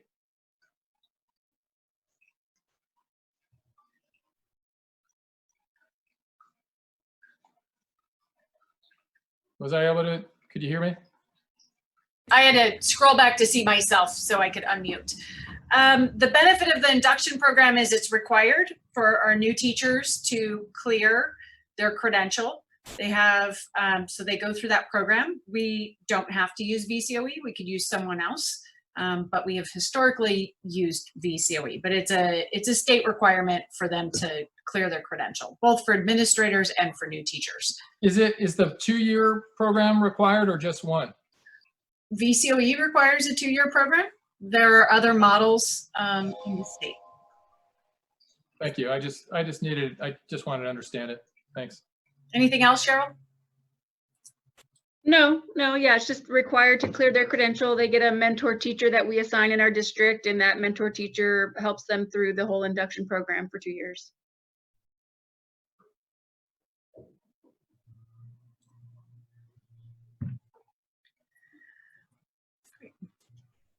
Sorry, so I'm looking at 2 different screens. My apologies.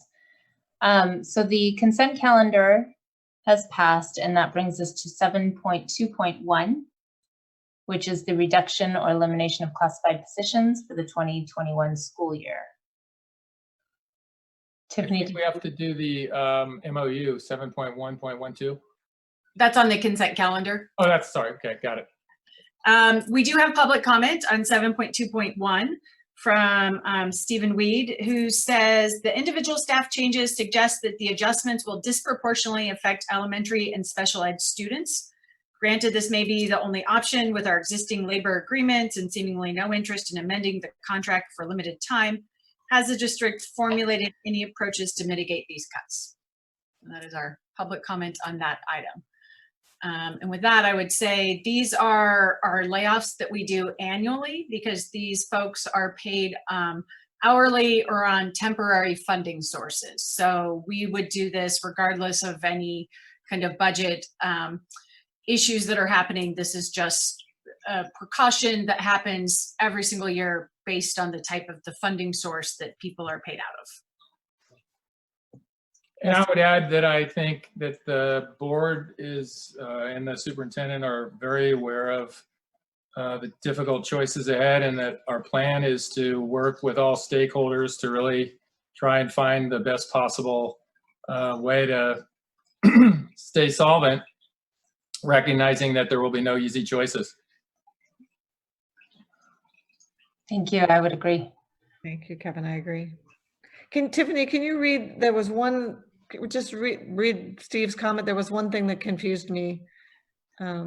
Yes, the individual staff changes suggest that the adjustments will disproportionately affect elementary and special ed students. Granted, this may be the only option with our existing labor agreements and seemingly no interest in amending the contract for a limited time. That's what amending the contract. What contract do you don't know what he's talking about?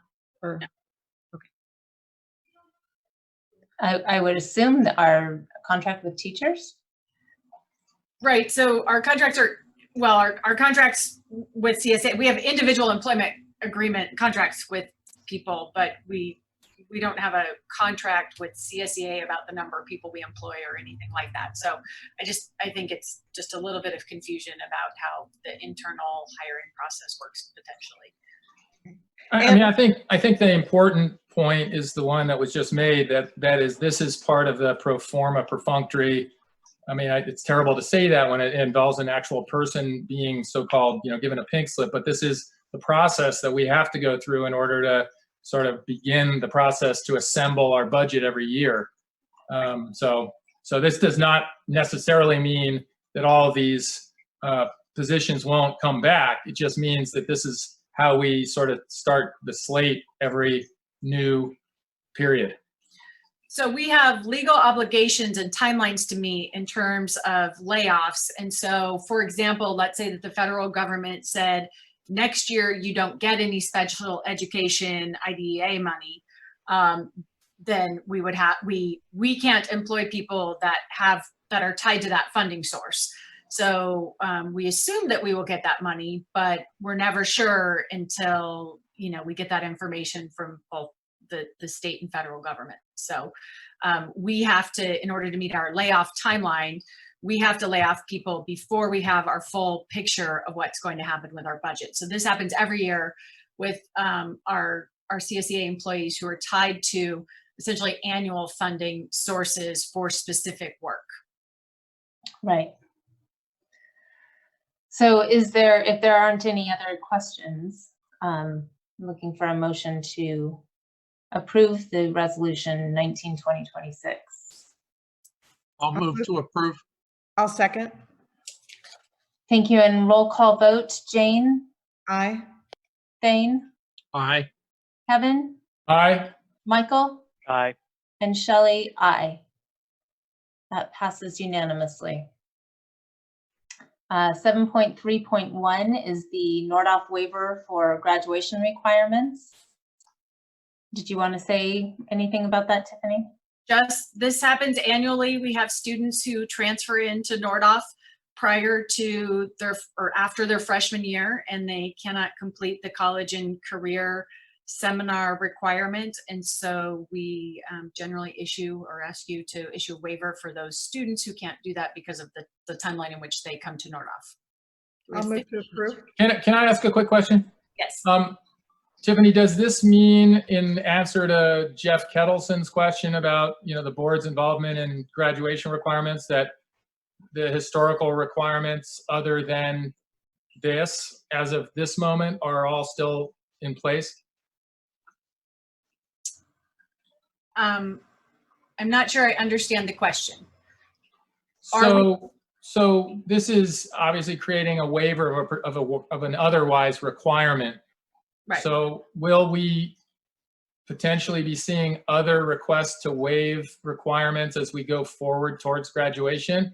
Or do you think that this is the extent of it? I think this is the extent of it at this point. Cheryl can jump in, but students are still in their classes. They're just distance learning. So, if we have students who, for some reason, were completely unable to participate in school for reasons beyond their control, we would be working with them on kind of an individual plan. But I can't speak to if that will happen or not. I don't know of any of those cases specifically right now. My understanding is that these are kids who moved into the district right after their freshman year. So ostensibly, if we had a new student who was ready to graduate, who just moves into the district at this point, there could be something, but otherwise, it seems like this would be, we would know who those students are who've moved into the district after their 9th grade year when these requirements happened. So this would be the extent. I think you were asking if we would have COVID-19 related waivers, and I don't anticipate any at this point, but we won't know until we get a little bit closer. But there may be some specific student related issues that we're unaware of, but we just don't know right now. That's exactly what I was asking. Got it. Thank you.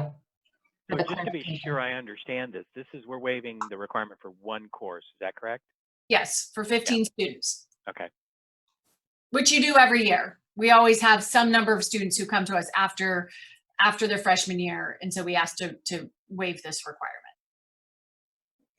And actually, technically, last year there were some kids that just were starting when it started. And my son was one of them, and I've always regretted voting on it because I would have abstained. I hadn't paid attention enough to know he was benefiting from that. So do we have a motion? Did we? I'll move. Okay. Thank you, Kevin. I'll And a second. Jane, thank you. All in favor, Michael? Aye. Jane? Aye. Thane? Aye. Kevin? Aye. And Shelley? Aye. So that passes unanimously. Which brings us to 7.4.1, the approval of the contract with Hoffman, Vance, and Worthington for the appraisal and consulting services related to the district office property. And there's a public comment on this. The number is not correct, but the public comment is from Stephen Weed, and it says chaparral items indicate some progress. Is there anything else the board could offer publicly at this time? And I think it's related to these next two items that are specific to the district office property and moving forward with the exclusive right to negotiate. Can you say that again? His Yes. comment? Yes, so the comment is chaparral items indicate some progress. Is there anything else the board could offer publicly at this time?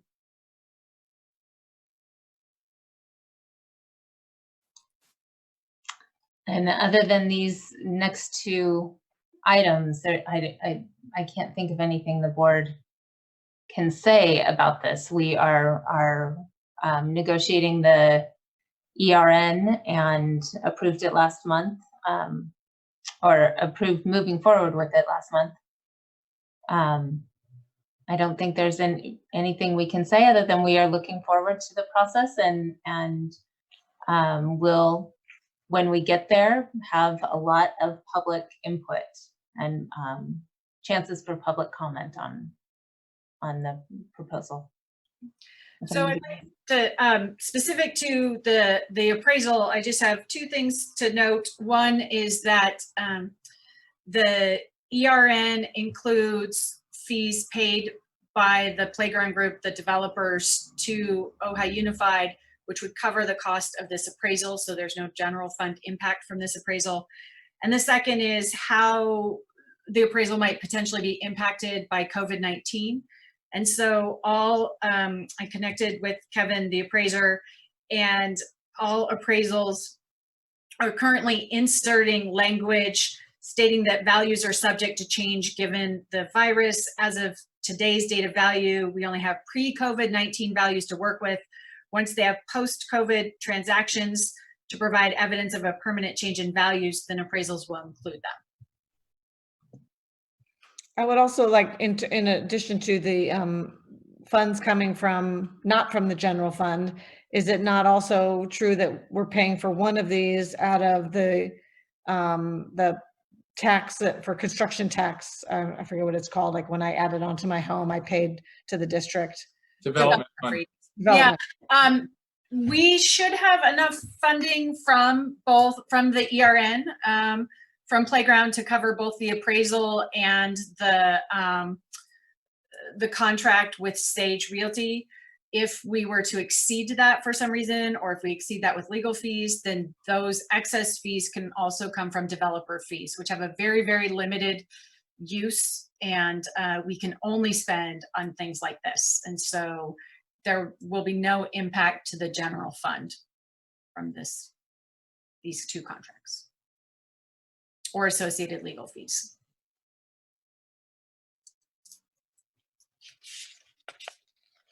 I'll move to approve 7.4.1 and 7.4.2. Second. Kevin, you're muted. I can see you're talking, but you're muted. I didn't know we were talking about them both. Sorry.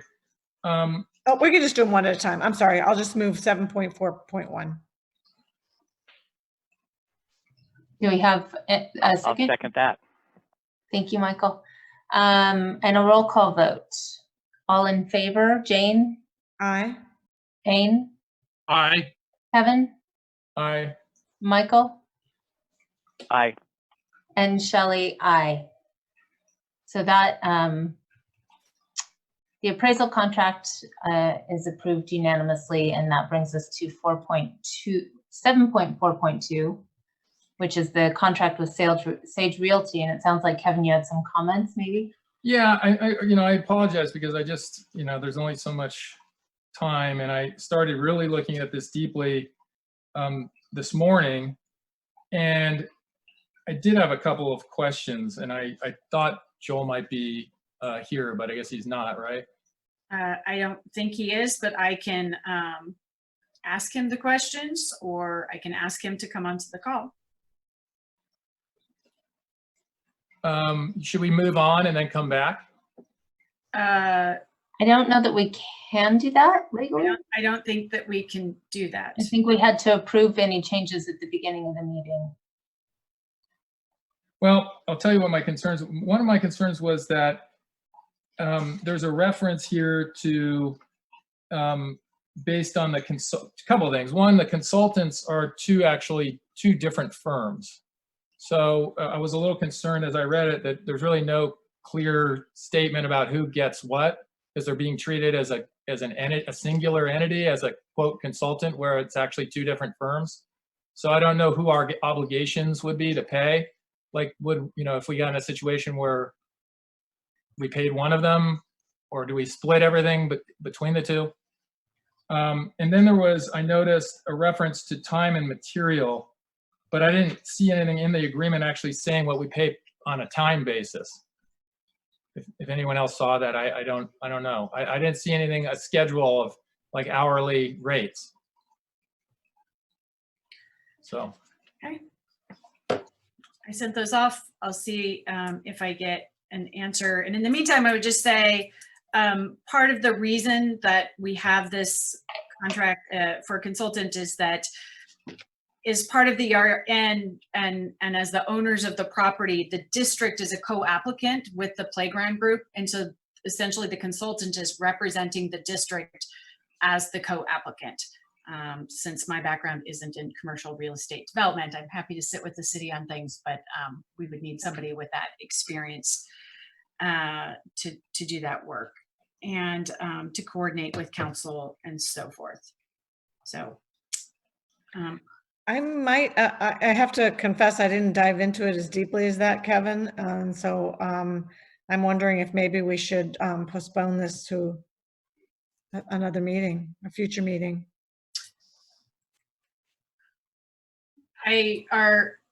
We could add it to a special meeting. I feel like postponing it to mid-May is problematic since we're doing work on the ERN currently.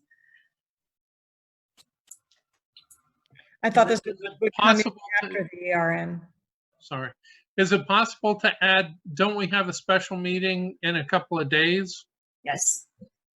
Is it possible to do it there? The point Kevin made about having two entities, I think, is a really important one, because if we were to pay one and the other entity was disgruntled with our paying the one entity, we could have a problem. Well, we're talking about Lee and Sage as two different organizations, right? Right. So these are things with, I would ask them in advance. Of course. I literally, as you know, I spent gave you guys a lot of free legal work this week, so I did my best. And I don't want it to not be recognized. That's why I think we ought to get answers to those questions. Okay. There's no word from Joel? No, if we wanted to take a restroom break and I could call him, we could potentially do that. I think that would be best. Is everybody else okay with that? I think that's just a good idea anyway. Right. I was just going to say, I feel like we had 3 board members express a desire to postpone it till Friday. So well, I think that if we could get answers tonight, we could move forward with it. It's my understanding was the moving it to a special meeting was because we don't have answers right now. But correct me if I'm wrong. No, for me it was that I would want the time to look through those concerns of that Kevin had, because I didn't notice them. I didn't dive into it deep enough, and I don't feel I can vote. I'd have to reread it. It's 23 pages. So, How are other board members feeling? I don't think 2 days is going to create a huge problem for anybody. Do you think it will? especially because we might not even have to discuss it. We might be able to just each, we get an answer from Joel or from, and then we kind of are able to process it, and we're able to approve it quickly on Friday. Okay. So let's push this item 7.4.2 to a special meeting coming up in the future. Friday at 4. With an understanding that we're going to get some feedback specifically on the compensation, right? Yes. Right. And if you have any further questions and you would like to provide them to me tomorrow, I could have those answered by Friday. Okay. So that takes us now to 7.4.3, which is the review of the City of Ojai's ATP active transportation project and the Nordhoff parking lot. So for this, we are going to have Adam and Alan join us. They should be on the call. We are. Great. And I have Good evening, everyone. All right. Hi, Adam. Hi. So it's important, I think, to start off with saying that this is just the first run from the city. After we met, this was their first kind of run at it based off of what we thought would alleviate both parties' concerns. So you can see on page 3, Tiffany. oh, sorry. Oh, not that. Not that. Okay, let me stop my share for just a moment. I had all these set up, but I pressed some button that didn't go well. No worries. I'll keep talking. And Alan, obviously, feel free to jump in whenever. On page 3 is the overview of the Nordhoff parking lot. And you can see that they are proposing adding a new cut-in closest to the stadium for people who are coming from Miners Oaks, essentially. And the thought is then they have an easy right-hand turn right in. The administration at Nordhoff, as well as Dave Rogers and everybody, and Tiffany and Alan and I, we're not super keen on that idea, obviously, because all that does is potentially move the bottleneck onto our campus. You can see up top there. But we feel it could have been it could be alleviated by I'll show you on page 5. But just to kind of hit a couple other points on here is their Alta group, their traffic consultant, is proposing the new cut in there, potentially widening the Church Street or Church Road entrance, but taking out some parking lots, some parking spaces, and doing a cut across so that these cars that enter at the new cut near the stadium are able to integrate into the drop zone, which is currently obviously in front of the F-wing. And then also this plan creates a new drop-off zone, which is currently student parking closest to Maricopa Highway there for everybody that's either wants to come in and loop all the way around or enter on what I'll show you shortly is the new left-hand turn at Pyree. Some of the concerns to this are obviously just the overall flow of parking. I know Dave Munson and Dave Rogers, especially Mr. Munson, are extremely concerned about just creating a bottleneck on campus even more than it already is. And then, frankly, all of these changes will need to go to DSA, which is a concern for, obviously, us. That cut through he's got in the 2 green islands, yes, that pass through, there's a light standard there as well as the digital messaging board. The digital messaging board might be able to be saved, but the light's definitely going to need to be moved, which in turn, that one obviously definitely has to go to DSA because it's taller than 6 feet. It's a pretty significant footing. It's not a simple move of a light post. Adam, I'm sorry, I don't see that as a drop zone. I see that the drop zones are marked in other areas. So they're creating a drop zone right where Tiffany's mouse just was, closest to Maricopa Highway there. Oh, so there's a drop zone here, Correct. That would be a new one. and then a new drop zone here, and There's a new one. Yeah. Yeah. Exactly. And then the students would have to walk across the parking lot? Correct.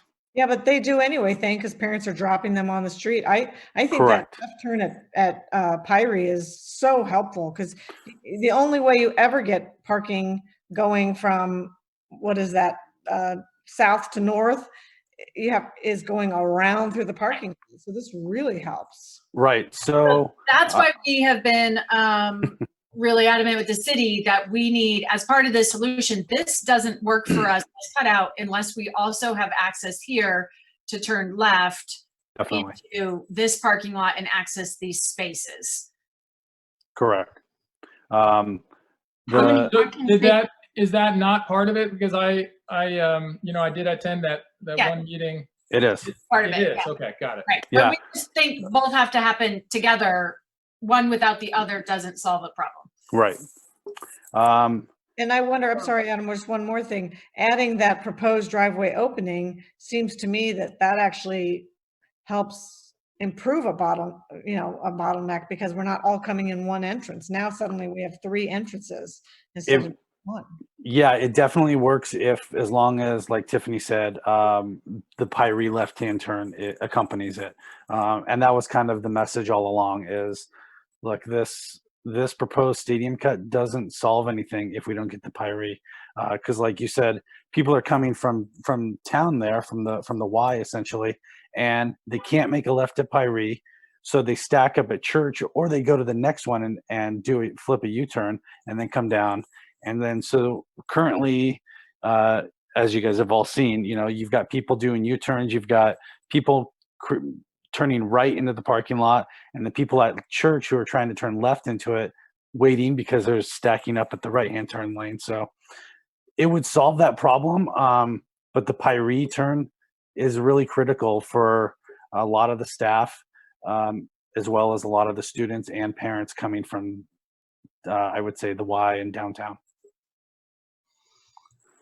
So essentially what this does is it seems to create 2 zones, right? So you have the zone here, which we would hope would be mostly for parking, right? And that hopefully if you're trying to drop off, that you would be coming in over here for the drop off zone, and that this would be more parking, right? Right. If you were trying to drop off and you came in at this cut, you would have to go through here and then enter over here to try to get all over to the F wing, which has been also a concern, is trying to merge inside of the parking lot is difficult. Correct. This allows the integration a lot further into the parking lot. So the chances of a stacking coming from the Miners Oaks direction on that right-hand turn is a little less minimal. Plus, you're not going to have everybody hopefully making that U-turn at the preserve right there. And what about, is it legal for somebody to drop off at the tennis courts? Technically it is. Those are all parking stalls, but it is. You can see the blue ones are the current ADA stalls. So somebody could drive all the way down, drop off, and head out as well. The concern from one of the original designs, one of the pre-discussions was they would come all the way down the lane to the tennis courts and kind of loop around. And we all acknowledge that that's just not realistic for every parent to do that. We also try and have off where we have the most supervision, and knowing that we have somewhat limited supervision, it's hard to supervise multiple drop-off points at once. Not that people don't drop off here, but as soon as you have kind of a second official drop off, then you have to have more people there. So we try right now, and you'll notice our supervision is always kind of in this area because that's where we have drop off. And obviously we have later on the agenda, the F-wing drainage and drop-off area and defining the school front. So this kind of works with that whole idea of pushing the cars that direction as well. Adam, how many parking spots are we losing, and are they critical? Do we need more parking? We don't need more parking. The estimates are we're going to lose about 30 spots, maybe 25 to 30. A lot. But mainly for that drop zone, that cut through, you're only going to lose a couple spots. That new proposed drop zone, and that's student parking actually currently. So the thought is, you know, students can still park there in the first 2.5 rows, and then also still park closer to the track and the tennis courts and that the more westerly part of the area. Sorry, do you anticipate the community using that as parking during football games and 4th of July? You won't need to be dropping off. No. So wait, I didn't get the answer to that. Will that be available for parking during events? It won't be lined for parking. It'll be lined as a drop zone. But as you all know, I would say football games, big football games, 4th of July, people kind of park wherever they want. Right. Regarding that stop sign, would it be possible to get a light instead that only does flashing red during drop off and pickup times? Thane, one of the things that I suggest, and the Alta guys seem to like the idea, was instead of putting a stop sign there or doing that island in the shape that he's drawn it, is to actually put a traffic circle there and allow the traffic to cycle, because I saw that as a bottleneck. If you're coming in from Church Street and you've got to merge with the people coming in on their right, and then you've got, you know, just people coming up the other direction, it just seems like if that was a traffic circle, it would make more sense. The other thing I wanted to mention. Sorry, Alan, are you talking about like a roundabout? Correct. Yeah. Correct.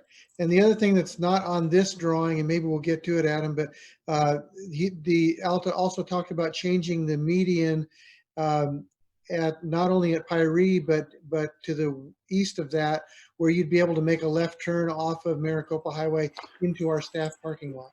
Yeah, and we have that on page 5. We can show that. So Can you also, sorry to interrupt, can you also go ahead. remind me who Alta is? I know they're working with the city, but background wise, are they traffic consultants? Yeah, they are a traffic consultant firm basically, and this is exactly what they do. And they were hired by the city council. So if there's no more questions about this right away, if we go to the next page, this one just shows. I do have one more question on that. Alan suggested a roundabout there. Yeah. I mean, right now, somebody making a right turn has the advantage over somebody making a left turn. Mm-hmm. A roundabout would give the advantage to somebody making a left turn. Mm-hmm. I'm just wondering if we have a long backup of people trying to, I guess they could come in that new driveway, that the track cut off. Right.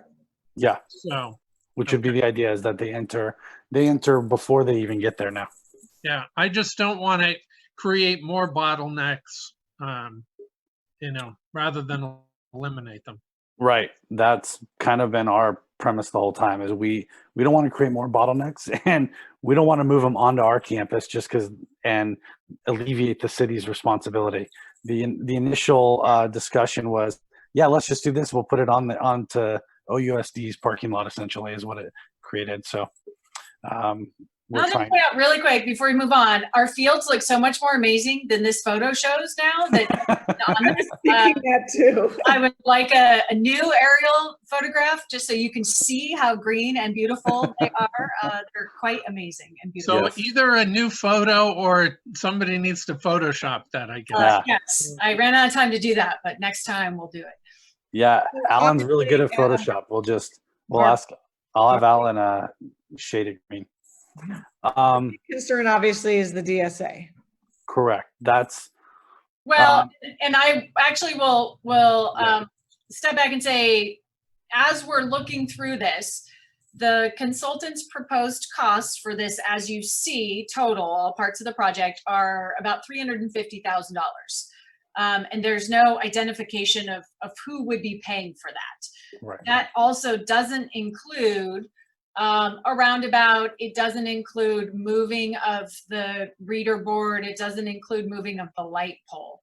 So it could be more than that, and would likely be more than that. So as you're thinking about this, that's part of the discussion tonight is, this is great. Is it great if we have to pay for it all? Is it great if we pay for half? Is it great if we say we can't pay for any of it? So thinking about, tying this to funding and what the possibilities are as you hear the rest of the proposal. Right. So this next slide just shows kind of is a 60% drawing, and it's showing the widening of the church road approach. And there's some discussion right now as to maybe there's no right turn at all at church and force everybody to come into the new stadium, or we X this here and we just correct. have this. So church right there becomes just a left-hand turn. There's also discussion, and the city's kind of back and forth on it, was do we do the new proposed cut and then also still allow people to make a right-hand turn at church into our parking lot, but widen the approach to, right now it's wide enough for 3 cars. If you have 3 cars coming at it straight at it. If anybody needs to turn, it's only wide enough for 2 cars, as you all know. So it would include redoing the crosswalk there, widening the approach, and so this is just kind of a rough 60% drawing to show you guys. And then the next one is kind of the exciting one, to be honest with you. This is the Pyrie Road. So you can see the current median there in the middle, and then the darker one is showing the left-hand turn at Pyrie onto the Nordhoff campus. And to the right there, you can see kind of how they've rounded it out, the new median. And just below the point on the new median on the right side, further left, Tiffany, the new median. Keep going, right there. Just to the bottom there, you can kind of faintly see the entrance to the staff lot. So the new median would not only allow left-hand turn at Pyrie into the parking lot of Nordhoff, which would help people flow, create that new drop zone, but also allow a left turn in for the staff lot coming from Nordhoff or coming from downtown as well, or from Ventura or wherever they're coming Because from. right now, if you want to enter this staff lot, then you have to drive all the way down and you have to U-turn at the main entrance to Nordhoff, which creates additional bottlenecking. Right. So for our staff who's coming from town, it requires a U-turn, and that's just difficult to do at that spot. Or you go all the way down and U-turn further on El Roble. And currently Pyrie, if you're coming that way on Maricopa Highway at Pyrie, there's no left-hand turn, there's no U-turn, even though we've all seen people do it. Half of us have probably done it. And then also David Rogers can attest to this. His office was there in the C wing for a while, and coming from Ojai, that's what he was mentioning, is that you can't make a left-hand turn into the staff lot currently. You can't turn at Pyrie, so then you go down to the church entrance and you get caught up in that traffic, or you go to the Land Conservancy and you're caught up in that traffic, or worst case, you're going all the way up to El Roblar. So this Pyrie turn could really alleviate a lot of traffic coming in at church. We also just, I know at Matilaha, there's people that like to pull into the staff parking lot. So the first couple of days of school, it's really important to have somebody standing there saying, right, no. Exactly. So that's kind of the nuts and bolts of it. Obviously, lots of changes in our parking lot, lots of potential DSA concerns. But we do get a Pyrie left-hand turn, which could be very nice for Nordhoff, at all times, school, 4th of July, football games, everything. And if there's ever the potential, you know, we are unclear on the plan of where everything from the district office would move if there was ever development here, but, you know, it's likely that some pieces could move to Nordhoff, and this would likely be a key entrance to that in the future. Was there ever historically a turn here and we changed it as a community? I thought I had heard at one point there was that this already existed and for some reason they closed it up. Does anybody know? I don't remember there ever being a turn there. I mean, I'm sure there was at some point. Yeah. I don't think there ever was. As far back as I can remember, there wasn't. I would imagine at some point there was, though. Yeah. Long time ago. Seems like it was before I was driving. I don't remember. Yeah. Yeah, I don't remember it, but there had to have been a day before the median. Yeah. And putting this into context, this also, you know, is part of the city's proposal to narrow this in general down and to have protected bike lanes. So that's also happening kind of at the same time here. So is there some question as to whether or not we could get that turn, that left turn, or is it definitely a part of the plan? Our position has been that the left turn is critical to alleviating traffic. So doing the cut into the stadium cut without the left-hand turn doesn't provide the full and complete solution. So in working with the city and you know, there was this language around like optimal and what's the optimal design. And for some time there was the thought that the stadium cut is optimal, and it may be optimal for the city. For us, the optimal design would include both. And so have they agreed to that, or are we still discussing? So this is all very early. We're discussing. Of course, the cost will be part of it. So we're bringing this to you tonight, one, so you can see kind of where they've come from. The city paid for these plans to be developed by the developer group. And then, you know, at some point we will have to think about, is the board interested in moving forward with this if we pay for the entire parking lot costs? Is the board interested in further discussions if we paid half? Is the board interested in moving forward if we pay none of it? And we just need some guidance about, you know, as we, because that's going to come up pretty quickly, you know, given the budget prices both for us and the city. Is this is great. What would we be interested in continuing to explore with them? For what it's worth, I don't support paying for it. Well, and also we'd have to find out how much is the DSA costs. Which just adds to the bill, right? Yeah. Yes, they do. It costs us $3,500 to file with DSA so we can find out, you know, what they would allow us to do essentially, and that's non-refundable. If we were to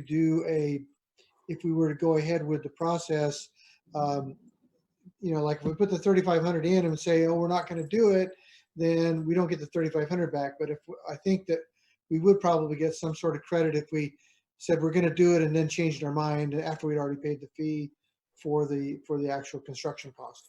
Mm-hmm.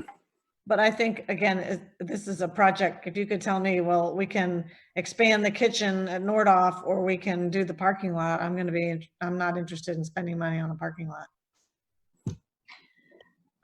My question is, what happens if we say we're not willing to spend any money?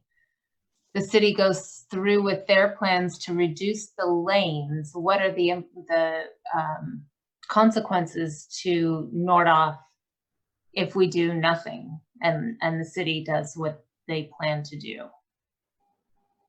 Does anybody know the answer? Those are all just part of our continued negotiations. At some point, there was a suboptimal proposal to have a like pedestrian bike cut here instead of this this cutout here, which really requires the redoing of the entire parking lot. So it could be that we discuss another option, so if this is the full blown everything that we want option, the Cadillac option, are there other options that would be less expensive that we could continue to bring back to the table, such as not having this full cut that requires the whole parking lot? But that's the direction that I believe we need to hear, and the city council, would come to the city council about it. What is your general thinking as a board in terms of spending district dollars on the redesign of a parking lot? And just a couple pieces. If we go to, like Tiffany said, a suboptimal approach and just widen the church entrance, let's say, by widening that approach, that triggers DSA, because it will trigger the fire life safety portion of DSA. So pretty much everything we do is going to trigger some form of DSA, whether it be fire life safety, access review, any of the above. We can, however, we can submit something to DSA, trigger that review, find out what we would need to do, and then essentially say, just kidding, that we're not going to do that work. We're exploring the option, and now we are not going to do that. So we can submit a proposal to DSA and find out essentially what other hidden costs might be associated with doing this project without fully going through with the entire project. Yes. And Can the you city submit to DSA the whole Cadillac project for, I think Alan said 3,500, is that what I heard? And then truncate and say, okay, just kidding, not throw the whole thing out, but we're only doing this little part of that plan? That process is known as a construction change document, or a CCD. So once you've got an approved plan, let's say you submitted it, you got the whole thing, it's approved, and you've jumped in and said, okay, it's going to be X thousand dollars. You paid your fee based on that, and then you decide to cut it in half. You would submit a CCD, and it's probably unlikely you'd get much of a refund on that. But just to, I think, Shelley, one of your questions was regarding what would it do to Nordoff if the city went ahead with the process. Part of the city's process is to do a demonstration on this, where they're literally blocking the lanes to act as if this was already done without doing the work. So we don't do any of this. They do the demonstration. If it's a huge backup, obviously it's a very public project. So My concern, I like the idea of the trial run. Yeah. My concern is the timing, because of where we are right now. We don't have students going to school. So if they do that for the next 6 months. They are, I think in the last meeting we were in, David Rogers and I were in it, that they are not planning on starting it until they're looking at probably July or August, and it'll be for a period of like a 6 month. Their goal is to capture as much of the student traffic as possible. In terms of Go ahead, Kevin. Oh, hey, I was actually unmuted. In terms of the timing, then, I mean, it would seem logical that we would all want to kind of, okay, I mean, this is a pretty credible idea, at least of the flow, notwithstanding the potential cost. So what is, I mean, one thing, I think we got to put this in context. This was the situation where we were accused at the last, 3 meetings ago, the city of being utterly unwilling to cooperate. And, I think Ryan Blatt said that. So clearly that's not the case, in terms of the expense being borne by the district, I think it's obvious that we don't have money to devote to some new thing where all of our Measure J money is allocated pretty much. And, we just don't have money to do it. Notwithstanding, going back to whatever it was 2 years ago when we all resolved that we supported the ATP. If I could just add, I did not vote to support it. Sorry, that's right. It was 4-1. Everybody else did. Yeah. And Alan, on a CCD, is there a cost for that, or do you just pay up front and then you can make changes for free? Well, yeah, it is. There's no cost associated with doing the CCD, but because you sort of pay up front for, you think it's $50 or $100,000, whatever the thing is, you pay on a sliding scale based on that, and then you close out the job at the end.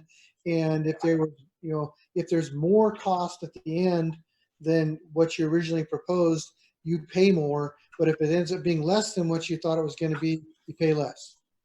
I mean, you do not pay less. You never pay less.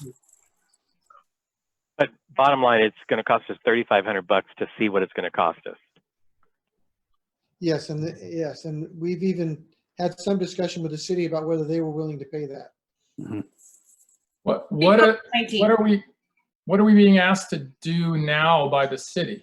So I am just bringing this item to you. They shared this with us. As you mentioned at a previous city council meeting, there was some idea like, well, staff has seen this, but has the board seen it? So I wanted to make sure that you had seen the options, that we had kind of a general sense of your direction in terms of potential costs, which would help us with future negotiations around the optimal design or other potential designs. So there's no action tonight. It was just a discussion to get feedback from you. I also have one public comment that I'd like to read since I didn't read it at the beginning. And it's from Steve Weed saying, I'm very encouraged to see this, especially the consideration of an entrance at the far west end. Nordhoff parking lot is a complete design disaster, complicated by the tendency for younger drivers to not look and to not show the queuing habits of more experienced drivers, which we do know that our younger drivers, sometimes it's more difficult for them to do things like turn left here because they may be a little bit more timid, and then that causes the traffic to stack up because there requires some degree, if there's oncoming traffic or traffic turning right, requires some degree of being able to just go and to judge when it's safe and if you're going to make it or not. And more experienced drivers tend to do that quickly, and less experienced drivers tend to take a little while and cause that traffic to back up more. Just to clarify, I'm not opposed to reasonable improvements. If we can do something that's good for everybody, I'm for it. It looked like things were moving forward without any kind of tests. I'm pleased to hear that they're talking about doing testing for a 6-month period. I really think that decisions should be based on the data that's received from the testing, rather than to make decisions and then see if the testing, bears that out. I don't like the idea of a foregone conclusion. I'd like to see them try it. Let's see what happens. Let's see what works. And then let's make decisions based on that data. I am concerned, and I know it's been said before, but I am concerned about what this potentially could cost us. This is not on our list. It wasn't a project that we had on our Measure J list. It's not like we've got unclaimed pots of money sitting elsewhere. And the more we talk about this, the more expensive it starts to sound, with the potential to be really expensive. And Adam and Alan, we re-slurried and restriped the parking lot how long ago? 2018. So relatively recently. Yeah. Okay. And was that using Measure J money? Yes. Yeah, so we would be redoing a project we've already done. Yes. That's hard to swallow. Yeah, so I have to agree with Thane. I think that, let them run their little, I don't mean to insult it by calling it little, let them run the project. But I think we can move on from this agenda item, personally. Well, I think one thing that's kind of clear is that there are 5 different, kind of variations of similar and, similar but not always really totally aligned themes. So, it's hard to, when it's not an action item, for us to do more than kind of each give our take on it. I think we've done that. Yes. So moving on, our next item would be the Measure J report, and I have some pictures to go with that. Actually, I'm going to exit this and go to your report, and then when we get to the place with pictures, I'll switch to the pictures. How's that sound? No problem. So actually, I'll let Alan lead it off with the library and the quad updates. Okay, so we're super excited at the quad to talk about the trellis being nearly complete. The structure is there, the framework is there. They have to put the decking on top. I believe the material is still on order. I don't know why it took them so long to do that, but that's the way they work. The library is moving along nicely, and we've had some good progress. We have a CCD number 4 that was approved, and so we're able to move ahead with some foundation work and some other things that were part of that CCD.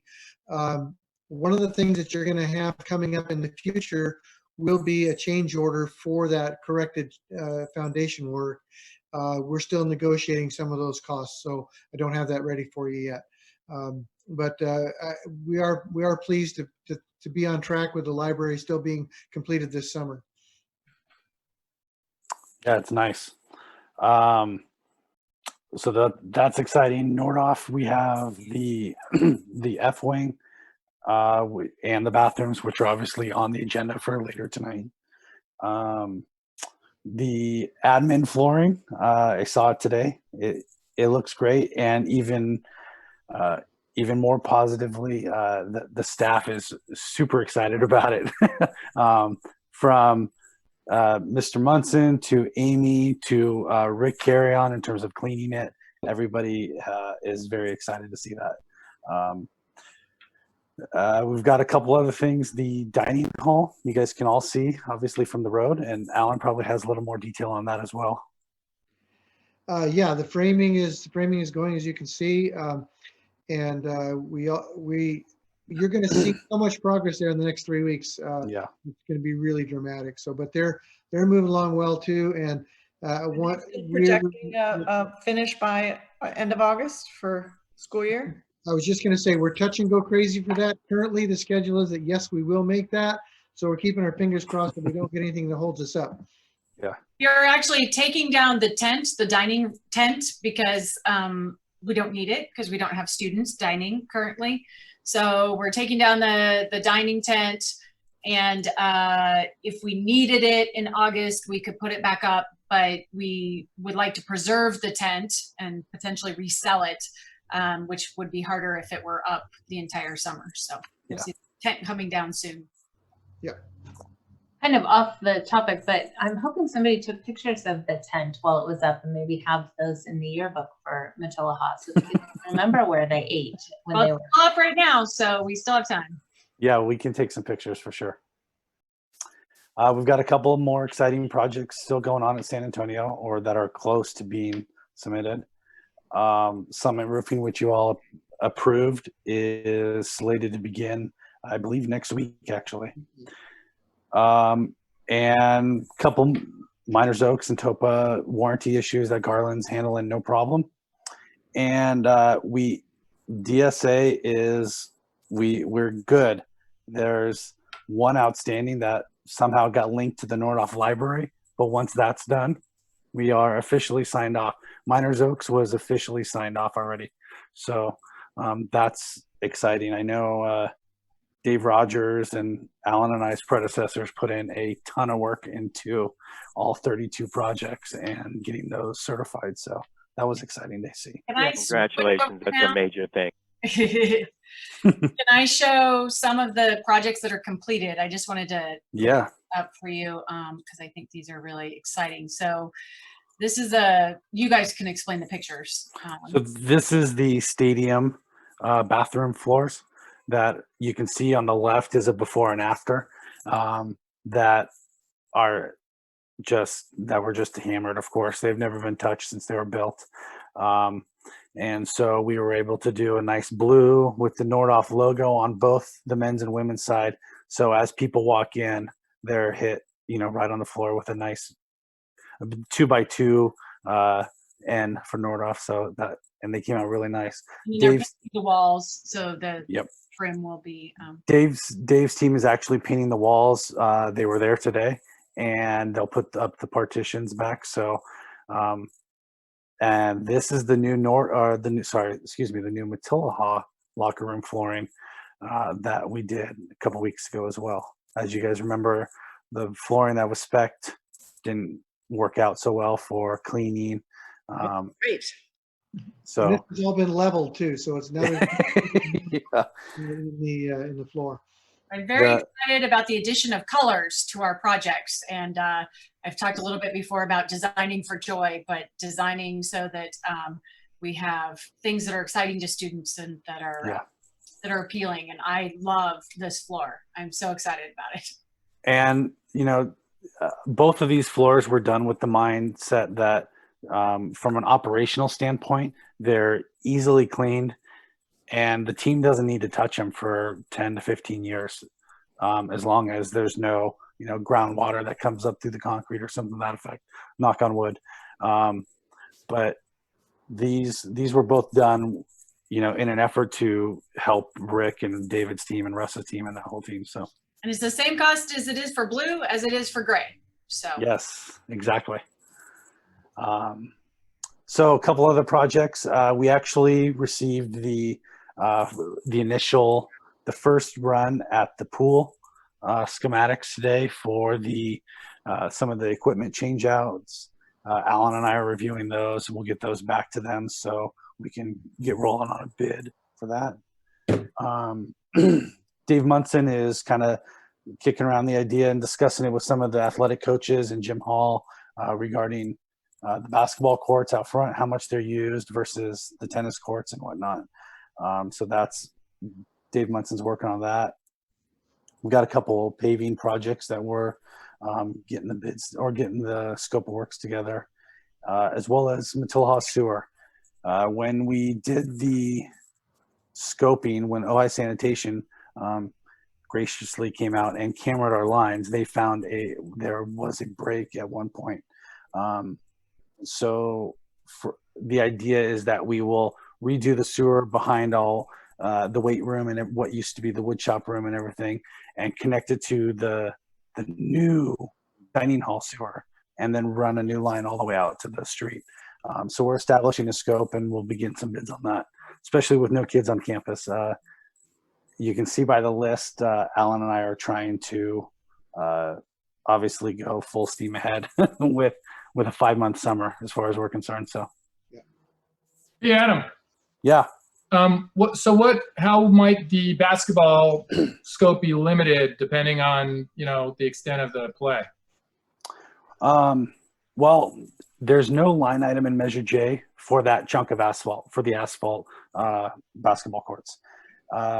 So the idea was originally, we were talking to David Rogers about it. Nordoff or Matilaha? Sorry, I was talking about Nordoff. Kevin, were you talking about Matilaha or Nordoff? But Okay. actually, it's interesting because they have similar kinds of situations with the courts. Right. So Nordoff, the original plan apparently was to expand the tennis courts and make 6 so they could hold CIF there. That would obviously eat into the outdoor basketball courts. So the discussion is, how often are those used?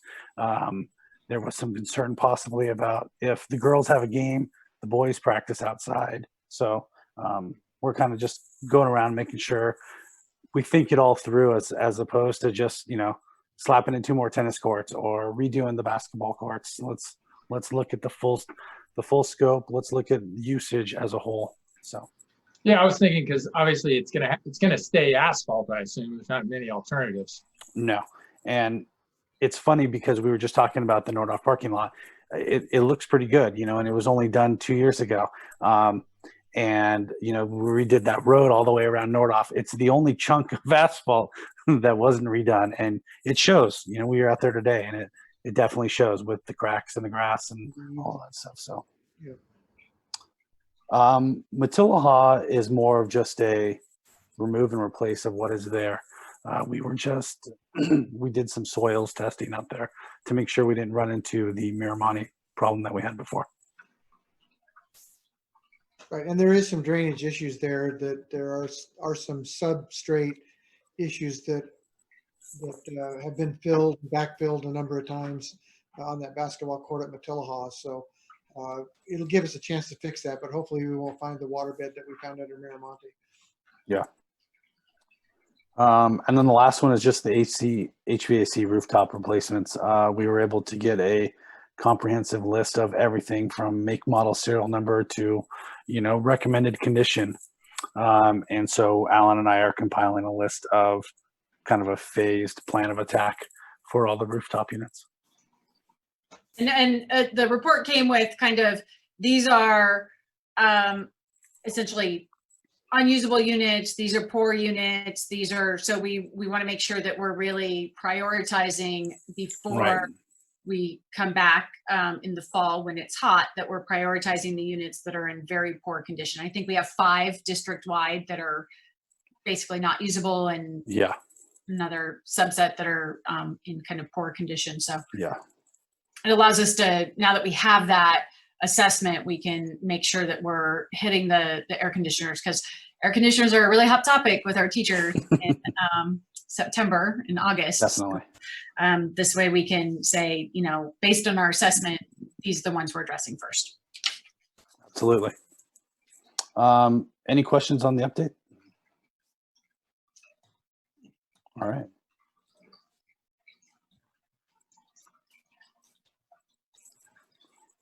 The next one I think is the. So, yeah, Shelley, this is 7.4.5, approval of Nordhoff Library change orders. Sorry, yes. Did you have anything to say about those, Tiffany, or were there any questions from the board? Alan, I think may have. Yeah, I did the write-up on those, and so Alan, I'm sorry, Alan, can I interrupt before you start? I'm just wondering, you know, we still have quite a ways to go tonight, and I'm wondering, do people have questions about it? Or, I mean, otherwise the information was kind of there. I feel confident moving forward. We don't necessarily have to hear about it unless a board member has questions. Were there any questions? It looks like maybe on the next 3 items, 7.4.6, 7.4.7 is the Nordhoff student restroom renovation, and 7.4.8 is the concrete at Miners Oaks. Were there questions? One, I can show you just really quickly, there was a request for pictures. So this is the current state of the Nordhoff bathrooms. Just some selected photos. You can see the floor, the broken hand dryers, the walls. In our student survey that we did at every level, restrooms, having clean, non-smelly, nice restrooms came up pretty near the top of the list at all age levels. So we want to make sure that we're kind of addressing these issues. You can see it's just not really in acceptable state. And this one, the tile is buckling, the walls are cracked. So that's the restroom renovations, and it's really just wear and tear. And then the walkways at Miners Oaks are not level. So you can see we have some tripping hazards here. We have some cracks, and then they just get very, very slippery. And they were built at a different time than the other schools, and so they're just potential for injuries here. Yeah. I kind of agree with Jane. If there's nothing more, I'm happy to move to approve the items together. So is that a motion to approve 7.4.6, 7.4.7, and 7.4.8? Yes.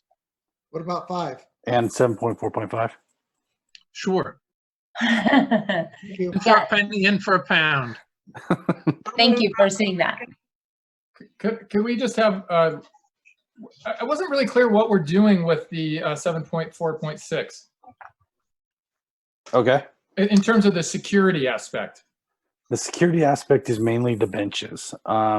These benches are obviously, they're rated for a 7-ton vehicle at 40 miles an hour.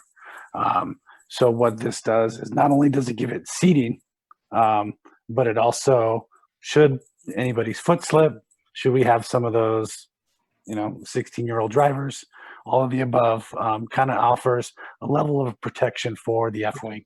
Like a baluster.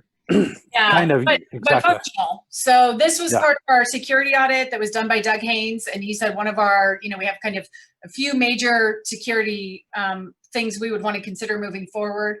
One of them was our drop-off zones, and having those protected from cars, either intentional or unintentionally. So as we're redoing this project, we are incorporating additional safety features based on kind of the advice of how we can better protect students in our. Right, so this actually addresses the functionality of the drop-off zone, the security of the drop-off zone, and it fixes a drainage issue, so we don't have flooding at the northeast corner. Right. Whenever it rains. So we're killing a lot of birds with one rock. Although, and the other thing that we're doing as far as just the aesthetics, the NPA is helping to help fund an embossed logo that goes in the corner of the pavers that we'll be installing, and so you have this nice, Nordhoff N that's like 6 foot diameter in that area.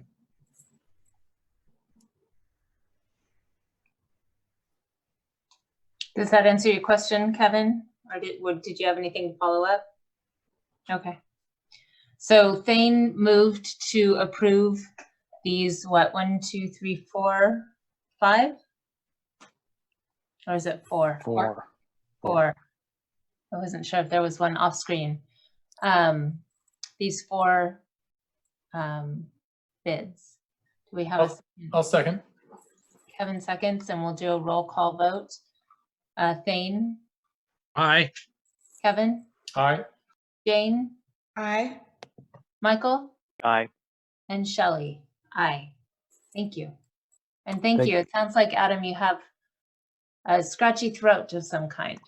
I do. I don't know what happened. I woke up this morning with a little bit of a scratchy throat. So Well, we wish you well and hope you feel better. thank you. And thank you for approving everything, guys. And Thank you. Alan and I appreciate it very much. Thank you.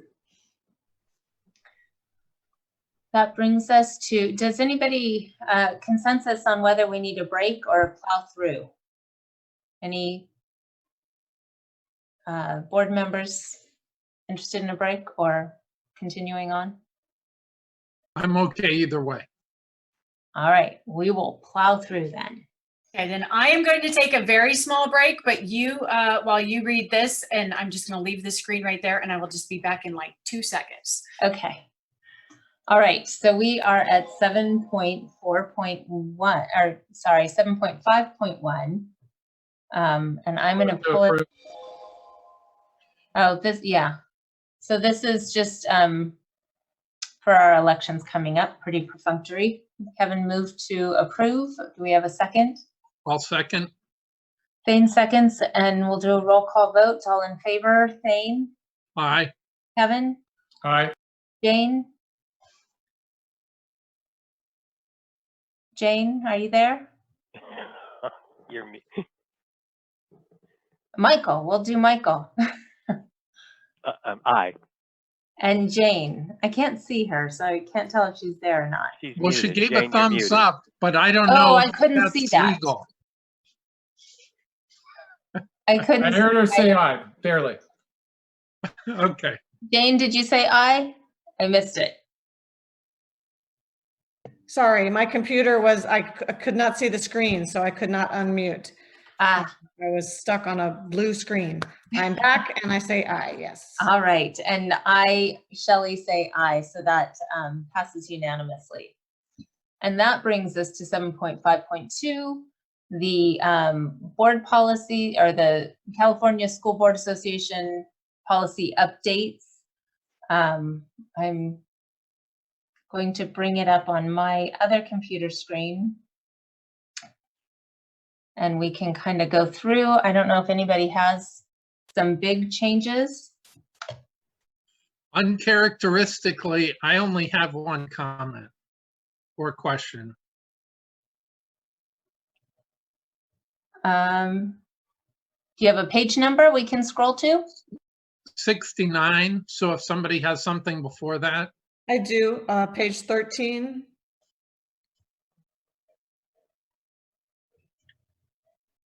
I just wanted to, the notifications at the bottom of the page. Just wanted to note that. I think that's it. I guess it's not a change, so. Oh, I don't remember the parent organizations getting, I don't know if they have to approve it or, I mean, I was a PTA president for years. I don't remember ever seeing the safety plan. So I just wanted us to note that that's what we're supposed to be doing. Okay. And then my next item is 45. Does anybody have something before that? I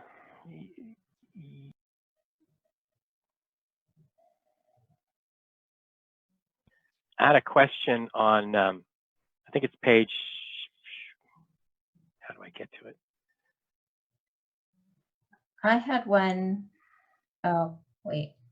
What page are you on, Jane? My next question is page 45. Okay, I had one on 24, I think. It is a little bit cumbersome to go back and forth. Yeah, on these.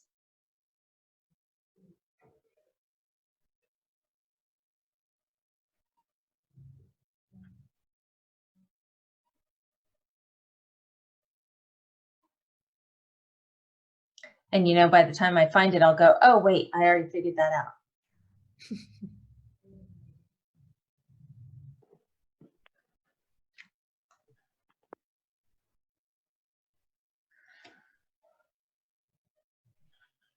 Michael, I'm not sure if you're waiting for me or if you had one.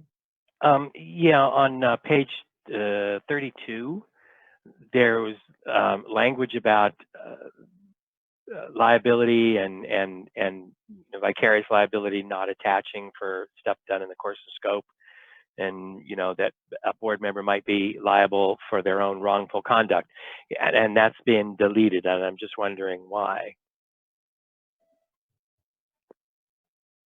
I think because that government code, it's just no longer recommended as part of the CSBA recommendation. So I don't know why CSBA took that out. Okay, that's one of their things, huh? Yeah. Okay. And so, what? I have one other, just if we're waiting, unless Shelley's ready. Are you ready? No, go ahead. Yeah. Okay, this was further along. This is on page 51. And it's, why don't we stop on 45? Okay. And then we'll go to 51. Cool. Oh, this was, let's see. Persons hired solely for purposes which are exempted from classified services shall nonetheless fulfill the obligations of classified employees. This is sort of unrelated, but I saw an article in the LA Times about theater, concerts and theaters. They're having trouble with the, what is it, AB5? What was it, Kevin, that you argued before the court? Oops, you have to unmute, Kevin. AB5 Yeah. dynamics was And the case. it just occurred to, at the time I was reading it, I had a thought about, some of the people that we have turned into now employees, that maybe we should go back and look at that. This is not related to tonight, but I'll send a little note to Tiffany. I think there are some people that, that we can still use as consultants. So yeah, we're kind of taking those on a case-by-case basis, and there were frankly some that we didn't know about, like that Barbie was unaware of, specifically related to some areas like theater and so forth. And so as we are doing kind of a comprehensive review of those, we're checking to see if they meet the criteria for AB5 or not. Okay. Sorry. And then my next one is page 48. There was a strike through of the word instruction. Oh, it should be there, Okay. right? Because otherwise it doesn't read properly. Right. Yes. Okay, Michael. Page 51, and it was really, okay, so this whole thing on seclusion and restraint, and you know, it's obviously it's limited, and I get that. I've seen this language before, to very specific circumstances. My question is, do we have people who are trained in this, and should it be necessary, and how many? So we do, and Cheryl can ask about how many, but we do something called NCPI training. And there's like a certificate, and you have to be renewed on a regular basis. So our students who are teachers and aides who work in kind of our STC classes, and where this would primarily be like the behavioral interventions for special education students, those people all have NCPI training. And so on every campus, there are folks who are NCPI trained. Anything to add, Cheryl?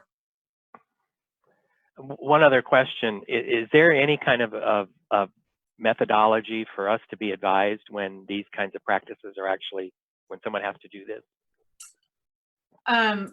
There's reports that have to be filed.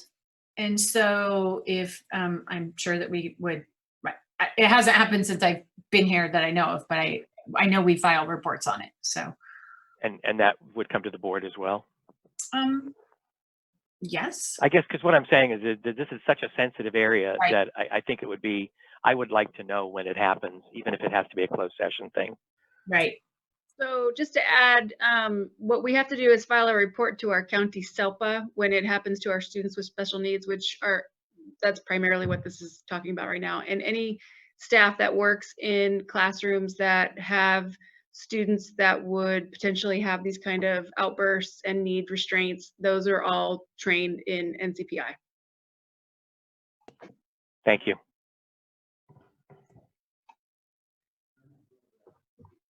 You know, I had made a note on that, it's behind us at 38, the transportation safety and emergencies. There's quite a lot of very detailed information in there about what has to happen. And then there's also, of course, a caveat at the top saying some of it doesn't apply based on budgetary issues. But I'm assuming that most of the red with respect to information that's supposed to be kept by the driver, and you know, somebody has to have a list of the kids on the trip, all that stuff. I assume, do we follow stuff, you know, practices like that already? Yes.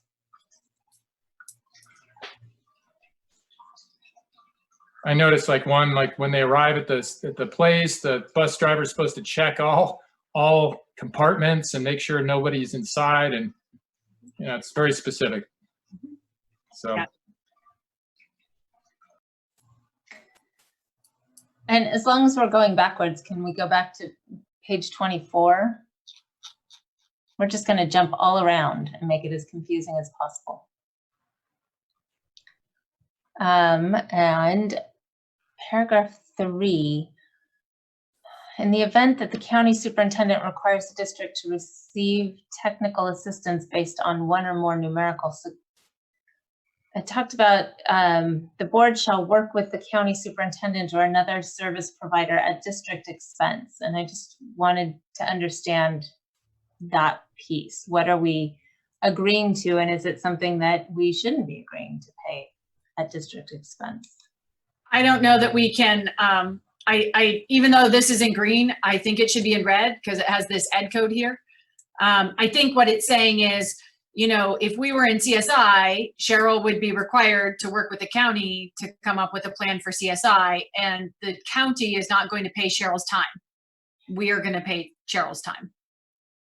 Okay, I wondered because it was in green, it caught my eye.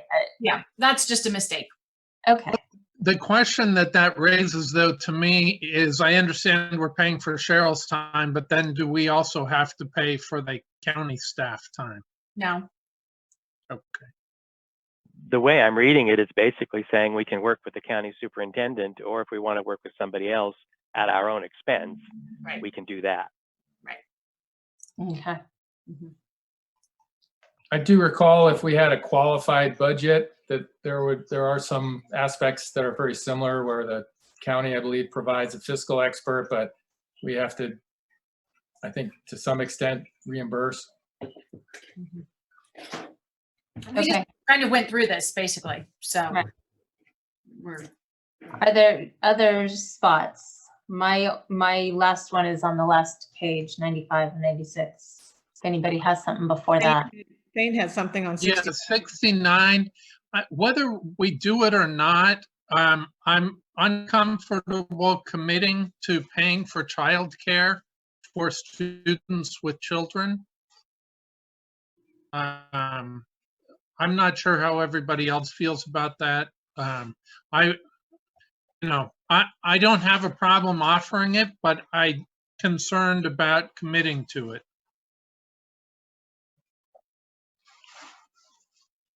And it looks like it's optional, but I'm Yeah, not that's sure. what it's a to the extent feasible. Right, at the top it said that, didn't it? Yeah. Or right there, to the extent feasible. Because I had that same thought, Thane, But to the extent feasible, and then the district shall provide it. I agree. Yeah. And who gets to decide whether it's feasible? Right. Change that to May. That's what I was thinking. That sounds more appropriate. May fixes it for me. It almost always does. I think, I mean, just, there's a may as it relates to all the different options, but we shall provide support services. I mean, I think that, I know you guys like to change things to may, and that's fine, but I think we're promising that we will find them supports and work with them to figure out what given as our county. It's just, and then these it may include childcare. Yeah, you're right. We shall provide or in collaboration with community agencies and organizations. So we'll help them find. That's right. Childcare. And then it does say such services may include. Right. Yeah. so that's where the may comes in. I'm fine with it. So the question is, do we? Is there anybody we're providing childcare for?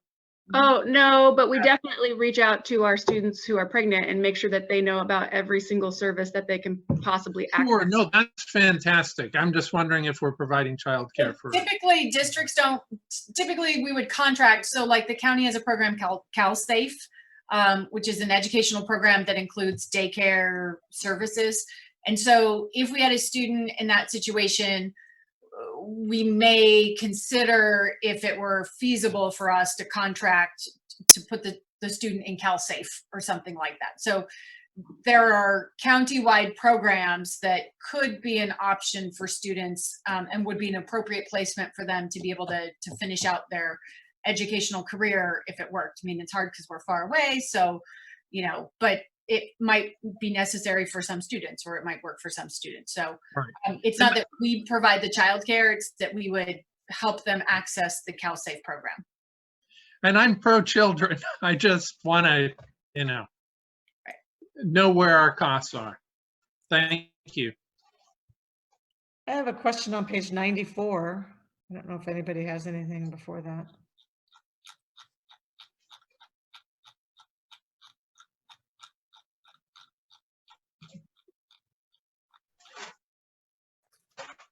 Number 3, summary of comments. That's what I see. Oh, we're not really doing that. So this is a change. Like in tonight's minutes, Kathy had written the name of the people who spoke, but she didn't summarize what they were saying. So I think we just need to make a note to ourselves that this is changing. Okay. Am I right? Mm-hmm. You think that's a change? Yeah. Yeah. And then page 95. This is another note, and it's actually to you, Shelley, that you be at the beginning of the meeting, the president shall announce that the meeting is being recorded or broadcast. And That's my note also was about that. Maybe we could have a prepared statement that just gets read at the beginning of every meeting. Or we can change that if we want to just say, I mean, I don't know if you need to announce it. We can put it in our standard language that's at the beginning of the agenda. Right. So that way, instead of having to say it every time, and what if you forget to say it, it's just part of our here at the beginning, right. You know, we say all these things and we can say it in there. And so would that cover that? Well, it's green, right? So Right. we could take it out. I would be in favor of removing it as a shall, because you're right. If you forget to do it, then we're violating our policies. We didn't have to make the policy in the first place. Right. But I don't think it would hurt to just, have it be boilerplate at the top of our agendas so that people know it's being recorded. I think as long as we provide notice, that's fine. And as we move towards kind of live streaming options, I think that's especially important. And we may end up with some consideration of how we live stream. Tonight's meeting is to both Facebook and YouTube. We may want to think about if both of those platforms are appropriate moving forward, but I think it's important for us to say that they're recorded and live streamed, but it could be in writing rather than verbally at the beginning of each meeting. That if that's the case, we should change this because it says the president shall announce. So we'll fix that language. I do have one additional question now that we're looking at that page. The change to 30 days, it says that the recordings may be erased. There's 30 days after the meeting. Is that our current practice, or what is our current practice is to archive them forever. Oh, okay. Oh, okay. I don't know forever, but yeah. Thank you. I actually don't think 30 days is long enough. So I'd rather it say something else. 120 days or I actually go back sometimes. And the point is, I don't think that we erase them, and I don't think we have an intention to erase them. This is government code, so I think we have to say something. But because it's in green, it looks like we could put anything we want. So assuming, I don't know that there's somebody out there in the future, in 2030 who thinks, I hate the fact that board meetings are out there and they want to get rid of them. We've kind of made sure they don't do that right away. Mm-hmm. Yeah, pick a number that feels right and we can put it in there. I support whatever everybody else wants. I don't have strong feelings. May I add that currently we have 2 years of recordings on the website? Is that an appropriate time frame? Yeah, it's wonderful. I'm just saying this changes that to less. So I don't think we have to have 2 years, but I would say 3 months. So something like that. What? I think it's appropriate actually to have as much as we can store, because they're useful and people refer back to them, and we get requests. Kathy gets requests for kind of previous things, and so I just think this is saying it could be erased. Not that we would, but if we want to be consistent with our 2-year policy, or even just 12 months and keep it at 12 months with no change, I think that's reasonable to say. If you're asking us for a video recording, we would only be required to provide it to you if we had it, and if it was with, like 12 months. So if you came to us and said, I need a recording from 3 years ago, and we didn't have it for whatever reason, we would say it might have been destroyed because it was longer than 12 months. How does this affect, we just had closed session that was recorded, but will be destroyed right away? Well, we typically don't record. I mean, like we're in Zoom right now. So I would say this is right. Yeah, like we don't normally use Zoom, and Zoom automatically records. And so I think. So that is not part of this clause. No, this clause is for regular operations of public meetings. Open. Actually, the first sentence refers to open board meetings. Yeah. Okay. Thank you. That's what I was looking for. Well, I'm comfortable leave. Oh, sorry. Go ahead. I don't know. I agree with Tiffany. I mean, in the spirit of transparency, certainly I wouldn't want, I would like as much out there as possible. And I don't know, I guess I worry a little bit that, in a nefarious scenario, if you had it as, I think 2 years would be something I'd be comfortable with. I worry about a year just seems too short, especially because we sometimes do want to go back and look at something, even if for our own reference. And I would just want to be clear, it doesn't mean that we would destroy it after 2 years. It just means we would attempt to keep them for 2 years, but we attempt to keep them for as long as we can. Right. This is basically setting the minimum retention period. Right. I'm comfortable with 24 months. Seems extreme to me, but I'm not going to vote again. 12 is fine, what it used to say, but whatever you guys. I think reasonably, it might be hard to go back 24 months. I mean, I would think that we could do that, but if you look at the next, made at the discretion of the board, our public records and upon request shall be made available for inspection by members of the public. It could be feasible that we, I don't know. I think 12 months, we could reasonably say that we would have that. 24 months is just a little bit harder technically, even though that's what our current practice is to try and do that. I have to say, I think these are the kinds of issues that are important for things like school boards. I think maintaining our records on the long side is appropriate. And I think that actually, it's not an issue until it's an issue. So you can imagine, I think this is all digital. It's not hard to hold on to this stuff. It's not like the old days where you needed tape or space or anything. So to me, I think it would be important to maintain a really robust tail on our public records. Is there a potential cost associated with this that might make it prohibitive or inconvenient? I don't think so. I'm pretty sure our storage is free. I've talked to David about that in the past. So, with Google, because we're a school district. So I'm fine with 24. Like I said, I think it's extreme, but I'm fine with it. Thane or Shelley? It does seem like a lot to me. I think the 12 that was there, it's interesting to me that there must be some districts where it's an issue if the recommendation is to go from 12 months to 30 days. I don't know why that recommendation came about, but the 12 months seems more appropriate to me, with the understanding that that's the minimum, not the maximum, that we really do keep them for longer. I like minimums as minimal as possible, but I'll support what everybody else wants. I think that our practice of not having any plans to destroy them, provides transparency and openness, but we actually I'll go along with whatever.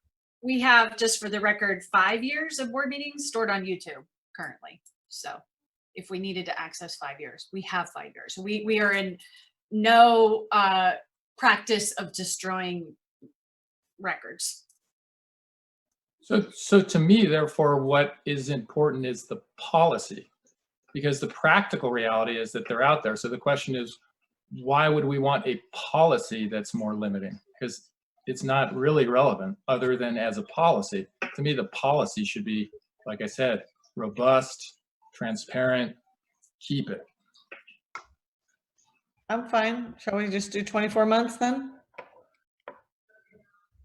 I'm fine. It sounds like this is the last item. Do we have a consensus on number of months? And therefore, I'm assuming, unless somebody chimes in right now, that we're finished with this item and could approve it. This is a first reading, right? It is a first reading. We have in the past, barring any, real changes, gone ahead and approved it. I think if we change that to 24, I don't remember any other outstanding items. Were there, Tiffany, you were taking, oh, there was one word change. Yeah, there were just minor word changes that we would. Are we allowed to, though? Is it not listed as an action item? It is listed as an action item. It is listed as information or action in case you wanted to waive the second reading. I'm fine. I'll move to approve it. Yeah, go ahead. I'll second Thane with the change to 24 months on page 95. And the other wording change you have there. Yes. Tiffany. And is that a move to approve and waive the second reading, or yes, are we going to come back? Yeah, waive the second reading. Yes, second. All right, so we have a first, a motion and a second, and a roll call vote. Michael? Aye. Thane? Aye. Jane? Aye. Kevin? Aye. And Shelley? Aye. So that passes unanimously. We are now at 7.5.3, board goals. And Tiffany, are you able to open that? There it is. I have a quick comment here, and that is, as I was looking at these and thinking about feedback from staff, that I kind of feel uncomfortable calling these board goals. I think they ought to be district goals. Generally, the board has specific goals that are your overarching ideas and values of where you want the district to go. They become our staff goals and our district goals just by nature. But the board generally sets board goals of big areas of work that you would like us to accomplish. And I do have a public comment about this one as well, if now is an okay time. Before you read that, let me just, because I actually, Thane, it's interesting. Now that you say that, I sort of think, yeah, when I look at everything, these mission statements, it's sort of like the board always has sort of these lofty goals. They're not specific, because I think I've always under the impression that we could say we want to improve third grade reading scores, but we can't say by doing this, right? So I get a little confused here, and these are sort of the broad goals. What are we looking for? What are we looking for updating? So these are the goals in black that you set at the board retreat. I don't know, so whenever we had that some months ago. So you just said student achievement, whole child, innovation, equity, reflecting community values and facilities. But we need a little bit more definition of what you mean by those things. So these are kind of proposed language that no one is tied to, that would give some clarity to what each of those areas mean. So what do you mean when you say equity? What do you mean when you say innovation? And so if you remember, we were using a model. There were several other districts that had models.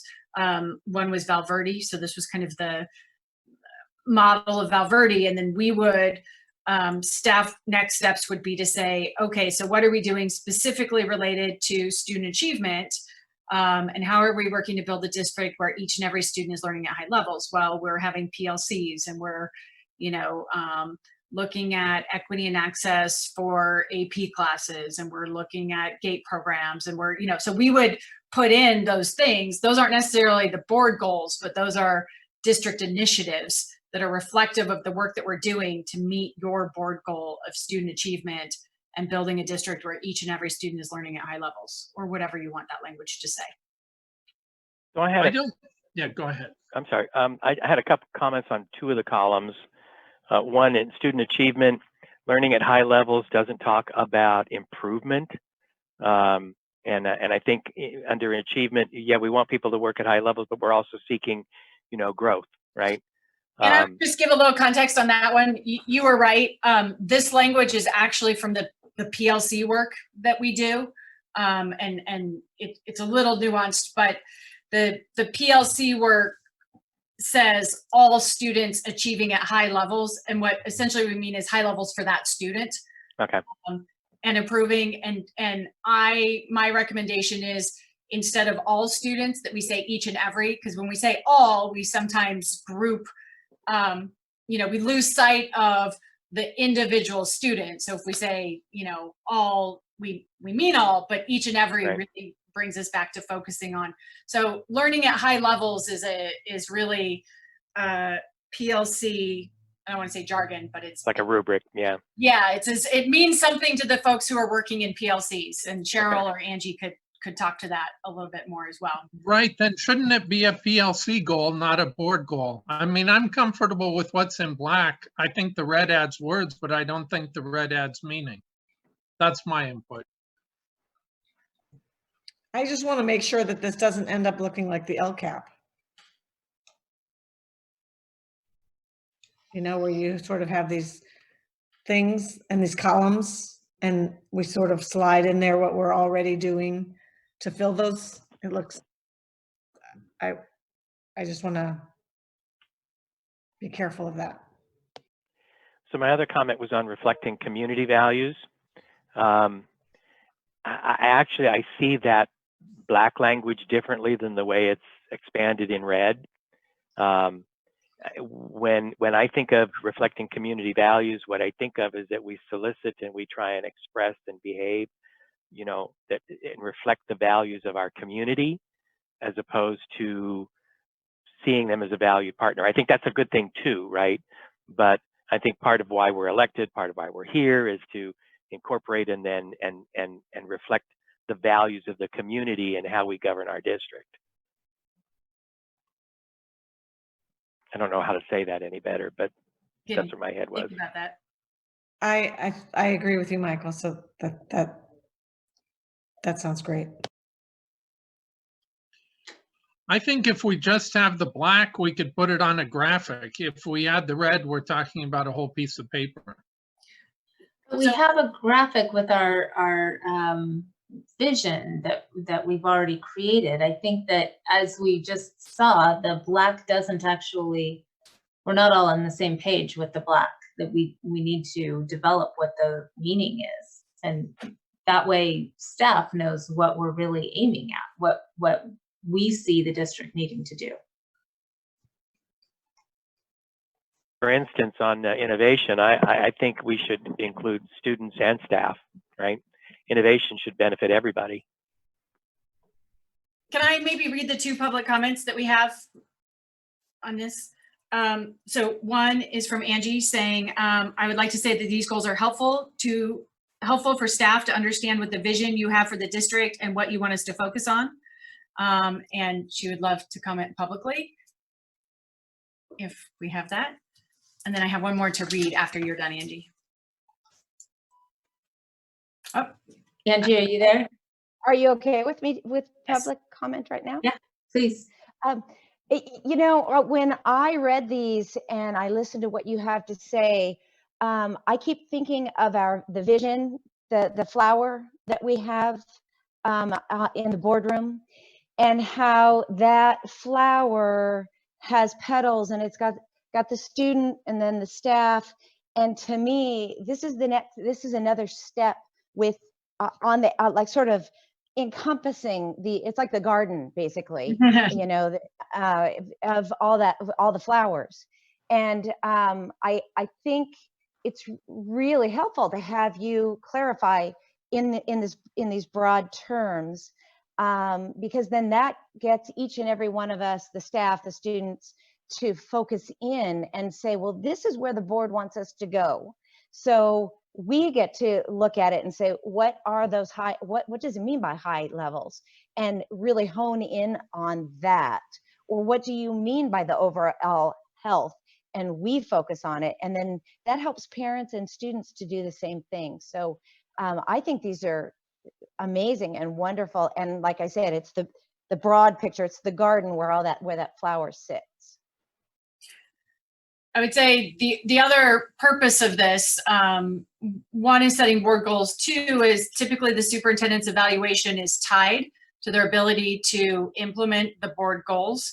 So without clarification, it would be hard to do that. What is helpful is if we say, you know, we have a goal on whole child, then in the superintendent evaluation process, you know, I say, here's how I think that we've done work towards, you know, moving towards whole child education, this, and you say, yes, we've done that, or no, we haven't. And it becomes part of the annual evaluation process in my ability to move the district towards these goals. But I would need to understand what those goals mean to you, so that I'm not relying on the community as a value partner when you really mean I behave in a way that's appropriate in the community or reflects the community or whatever. So that's kind of the goal of this work. I understand we don't want it to be the LCAP, and I understand it's not beautiful as it looks. That would be kind of the next step.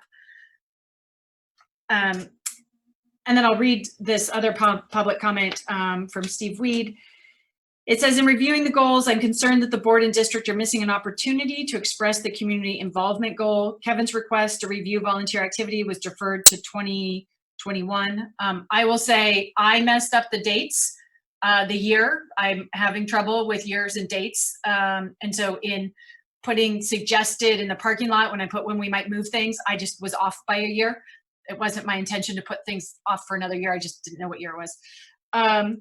In the current quarantine environment, staff has done a great job of providing lunches and organizing the parades. However, I've not seen an invitation to volunteer or an effort to make resources outside of the district known to families. I invite the board to become proactive in doing these items. The strength of the Ojai Valley is not vested in the few, but the district is in a unique position to organize, make it so. I think it's a little hard to volunteer when we're trying to social distance. So I think it's dangerous to invite families to come in and help, because that exposes our staff and our students to the virus. So I can step that aside, but I'm actually thinking, you know, maybe if we go through each one the way Michael was, I wonder if the wording, instead of like, let's say the first one, student achievement, we will work to build a district where each and every student is learning. This we will work, you know, it's kind of one of those things where it feels lofty, and so you can sort of say, yeah, we said we'd do that, instead of saying like, we believe each and every student should be learning at a high level, or, you know, Yeah, what is our goal? It's a district where each and every student is learning at high levels, right? Right. Yeah, I agree with you that we will work to build. It sounds almost too cadgy, right? We will work to build as opposed to we will, right? But yeah, I just figured that was placeholder language because. Right. Yeah. Yeah, like in the next one, whole child, you know, I would just say our district, let's see. Can you just take out the work to? We will build a district with comprehensive approach. I sort of feel like, you know, our district has a comprehensive approach to overall health. I mean, we've already shown that in that flower creation and in the way, right? That's not a, I mean. But goals suggest that it's something we're aiming for. No? There's this delicate balance between saying we want to do it and we've done it, right? And that there's room to grow, and we've already accomplished that, right? So there's this probably some wording that is that's reflective of both what honors the work that we've done and shows that we are committed to continuing to improve on that work, right? And that kind of continuous improvement process that we've said that we believe in. So is the language then that our focus is on these things rather than we will work? Our focus is on overall health?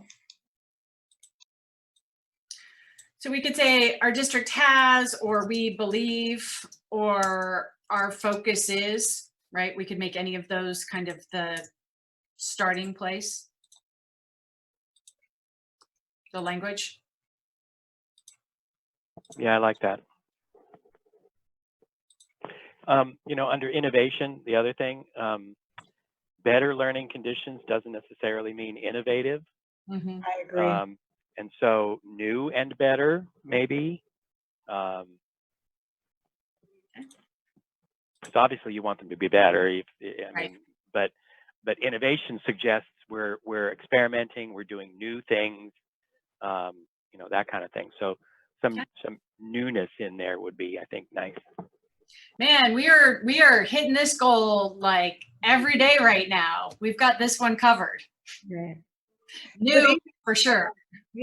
I think, Angie, you and I met a year or two ago, and Cheryl, we met about, innovation in terms of the K-2 program, and instituting more playtime, more, learning through play, and making sure that we weren't forgetting those things, because in education, the pendulum always swings, and you want to make sure that you are moving. And that's what the innovation is. It's like we've learned new things, or something, we realize something isn't working, or we've created too academic of a program for a 6-year-old.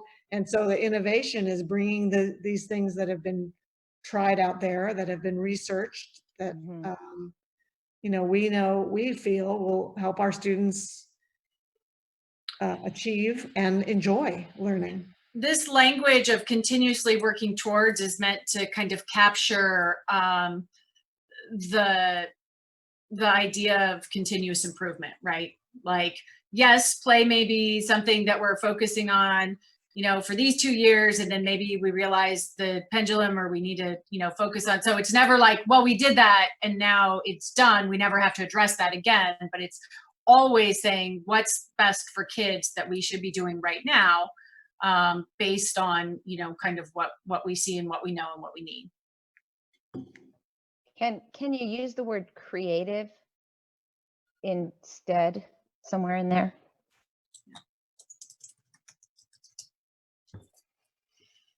So if you give me just this level of direction, we can bring this back for another round, just so we have some sense of what you're thinking about them. And I don't want Michael's suggestion to be lost on the innovation for learning conditions for students and teachers. Oh, thank you. Yeah. And, just looking up what's the definition of innovation, a new method or idea. So it's not just, I don't know. So I'll do a little playing around with that, and we'll revisit new, better. There's a better word that encapsulates that. But thank you.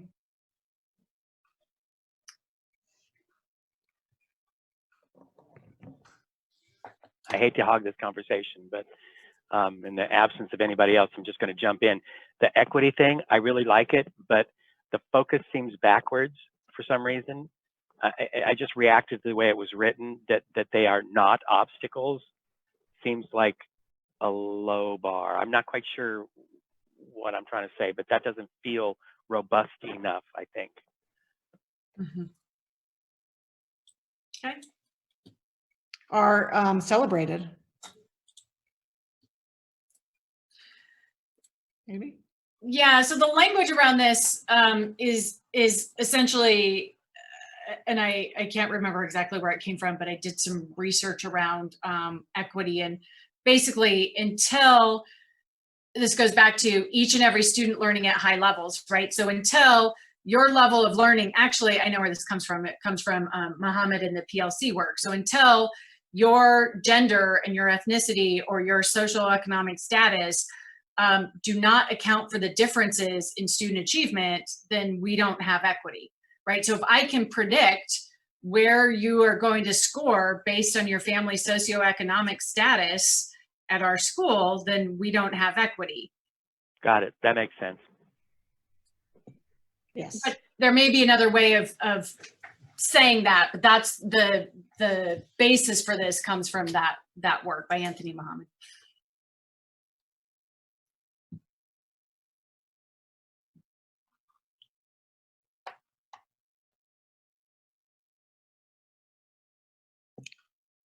Seems like a good start. Okay, so I'll do some work and bring this back again for further wordsmithing. Yeah, I think it's a very good start. I can see people starting to align their individual goals with each of these things, right? Just like the accreditation standards. Mm-hmm. Yeah. Okay. Thank you for that work. I'm excited to move forward on those. Me too. Sorry, I'm slowing down. Can you You tell? have a 7.5.4 resolution for California Teacher Appreciation Week and Classified Employee Week in May. So, does anyone have a desire to read these out? I would like to show them, and we do I mean, I don't know if I have to read every word, but I don't think you show appreciation if you don't even look at it. Agreed. Yes. Whereas California Education Code sets aside Wednesday, May 6th as the California Day of the Teacher and encourages suitable commemorative exercises directing attention to teachers and the teaching profession. Whereas in addition, the Ojai Unified School District sets aside the first full week of May to further recognize our teachers. Whereas the Ojai Unified School District Board of Education has the highest respect and admiration for the professional teachers of the Ojai Unified School District who have dedicated their lives and their talents to the education of our children and our most precious and important resource. Whereas the Ojai Unified School District Board of Education recognizes the truly vital role of teachers in realizing the mission of the Ojai Unified School District to provide a high-quality educational program and learning environment delivered by talented staff. Now, therefore, be it resolved that the Ojai Unified School District Board of Education hereby proclaims the week of May 4 through 8, 2020 as Ojai Unified School District California Teacher Appreciation Week and Wednesday, May 6th as California Day of the Teacher, extending its sincere appreciation to the district's teachers and urging schools to schedule appropriate activities, what that may be, long distance, that celebrate and emphasize the contributions of our teachers. Maybe we have to do a parade for teachers, and we'll take all the kids in their cars and go to the teachers' houses. I'll move to approve. I'll second. Oh, go ahead. I'll second.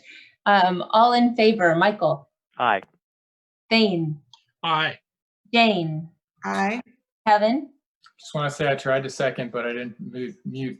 We all wanted to second this one. Aye. Aye. Can we have a group seconding?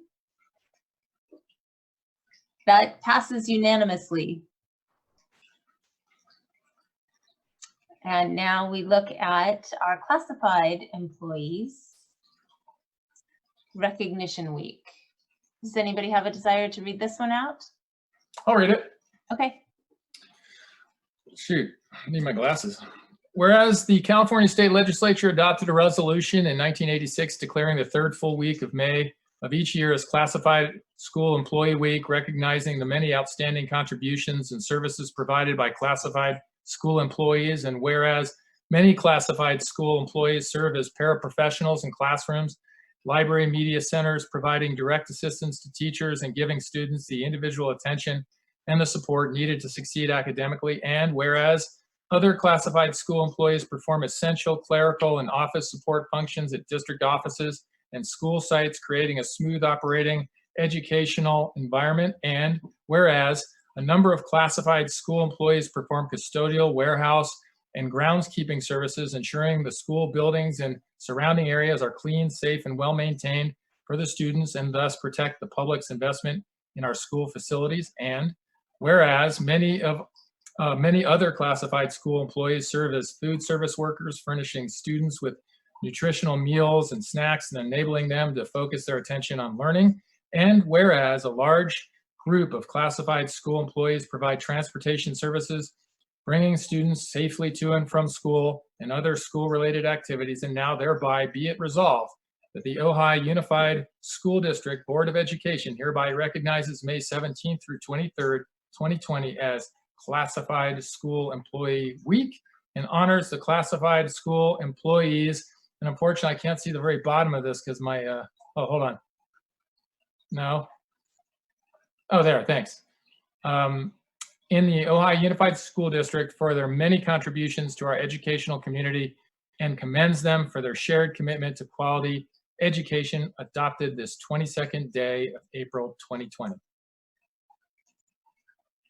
I'll move to approve. I'll second. I'm not sure who I heard first. Kathy, you're going to have to make the tiebreaker decision. But we will do a roll call vote. All in favor, Michael? Aye. Jane? Aye. Kevin? Aye.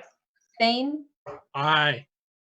And Shelley, aye. That passes unanimously also. And we are very, very appreciative to our teachers and classified staff.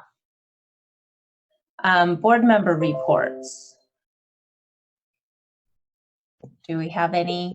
I would like to I didn't know if anyone knew this, but this is actually Holocaust Remembrance Week. And I just wanted to remind people of the 6 million Jews who were killed during the Holocaust. And I actually learned this week that that was 2/3 of the European Jews were killed during the Holocaust. 2/3 of Jews in Europe. I never had heard that number. I had heard the 6 million. So I just wanted to sort of remember that. Thank you. Are there other board member reports? It's not exactly a report, but you know, I've been in my role at work as college VP. I've been dealing with COVID and pushing things out online, and more to the point, negotiating with our unions about the impact of all of this. And I was going to mention it earlier in the agenda, and I just kind of got away from me. The 2 MOUs that we approved, I really want to express my appreciation for our 2 unions being really professional about this, because I know up and down the state there are districts, again, that are getting held over a barrel as people be opportunistic to use this time to their own advantage, both on district sides and on union sides. Nobody's holy in this. But yet again, our district and our people and our unions demonstrate that they are embedded in this community, that they're embedded in this district, and that kids mean the most. And so all I can say is how appreciative I am of both of our unions for the heroic efforts that they've been making. Because I'm hearing a lot about some elementaries where they throw a few PDFs across the threshold and say, okay, study, right? And we're not doing that. So that's all I can say is that yet again, I am just massively impressed by our people. And if the community's not noticing it, they're asleep. That's me. That's it. Thank you, Michael. That was excellent. And I appreciate you sharing from your perspective. It helps to hear that. If there are no other board member reports, we move to future agenda items. So I have here the corrected dates on the parking lot with what I believe to be the correct school year, no guarantees. So I thought at the last board meeting, there was some discussion that things kind of stay on the parking lot forever. So I thought it might be an appropriate time to potentially remove them, or to just agree that we can revisit at a certain time frame. These are all just suggestions. I have nothing, I'm tied to nothing. I'm fine removing my request for the semester-long course discussions, since I think that already happened with the curriculum council.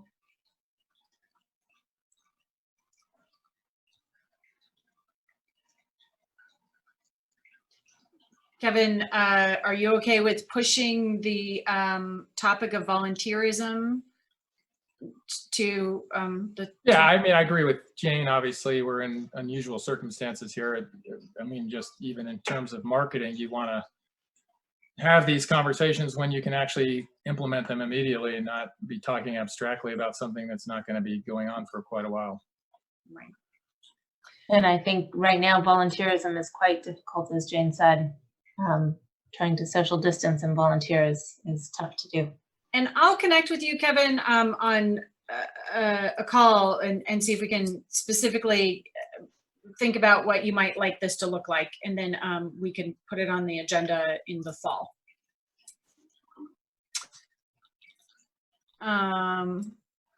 Anything else that You can drop climate tech. I think I at least understand the situation. In terms of the budget information, the May revise will be really critical for us to know what's happening with numbers. The numbers that we had been using that came out in January are obviously spectacularly, wildly inaccurate now. So we will know more in May. In the meantime, we continue to work department by department. I would plan to schedule 1, maybe 2 budget workshops, and then also do some staff budget committee work, and bring all of that to the board kind of end of May, beginning of June. So I'm sorry, we wouldn't have any budget meetings until end of May? So the board workshop, right, would be at the end of the May, because we would get our May revise probably mid-May, and then do that work. Once we have those numbers, it takes us a little while to turn around. So probably, yeah, starting at the end of May to have budget workshops and as many as you need. When do we expect to have registration from NORDOP information? Well, when we have 90% of our forms completed, which we anticipate by Friday, we can start filling in master schedule classes. So definitely by then.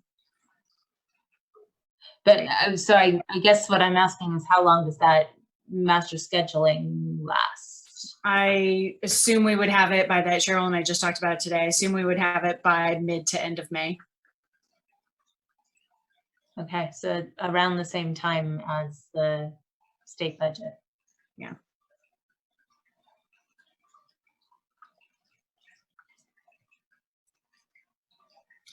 And then Jane, do you have a proposed time that you would like to revisit, or when I would talk about the proposed resolution for against gun violence? Yeah, I mean, I just, when we're back in the public, so if that's July, if it's August, I just think it should be done not on Zoom. But with the hopeful goal that we can do it before school starts, so that if we do decide to do something, we can do it before school, right? Right. Mm-hmm.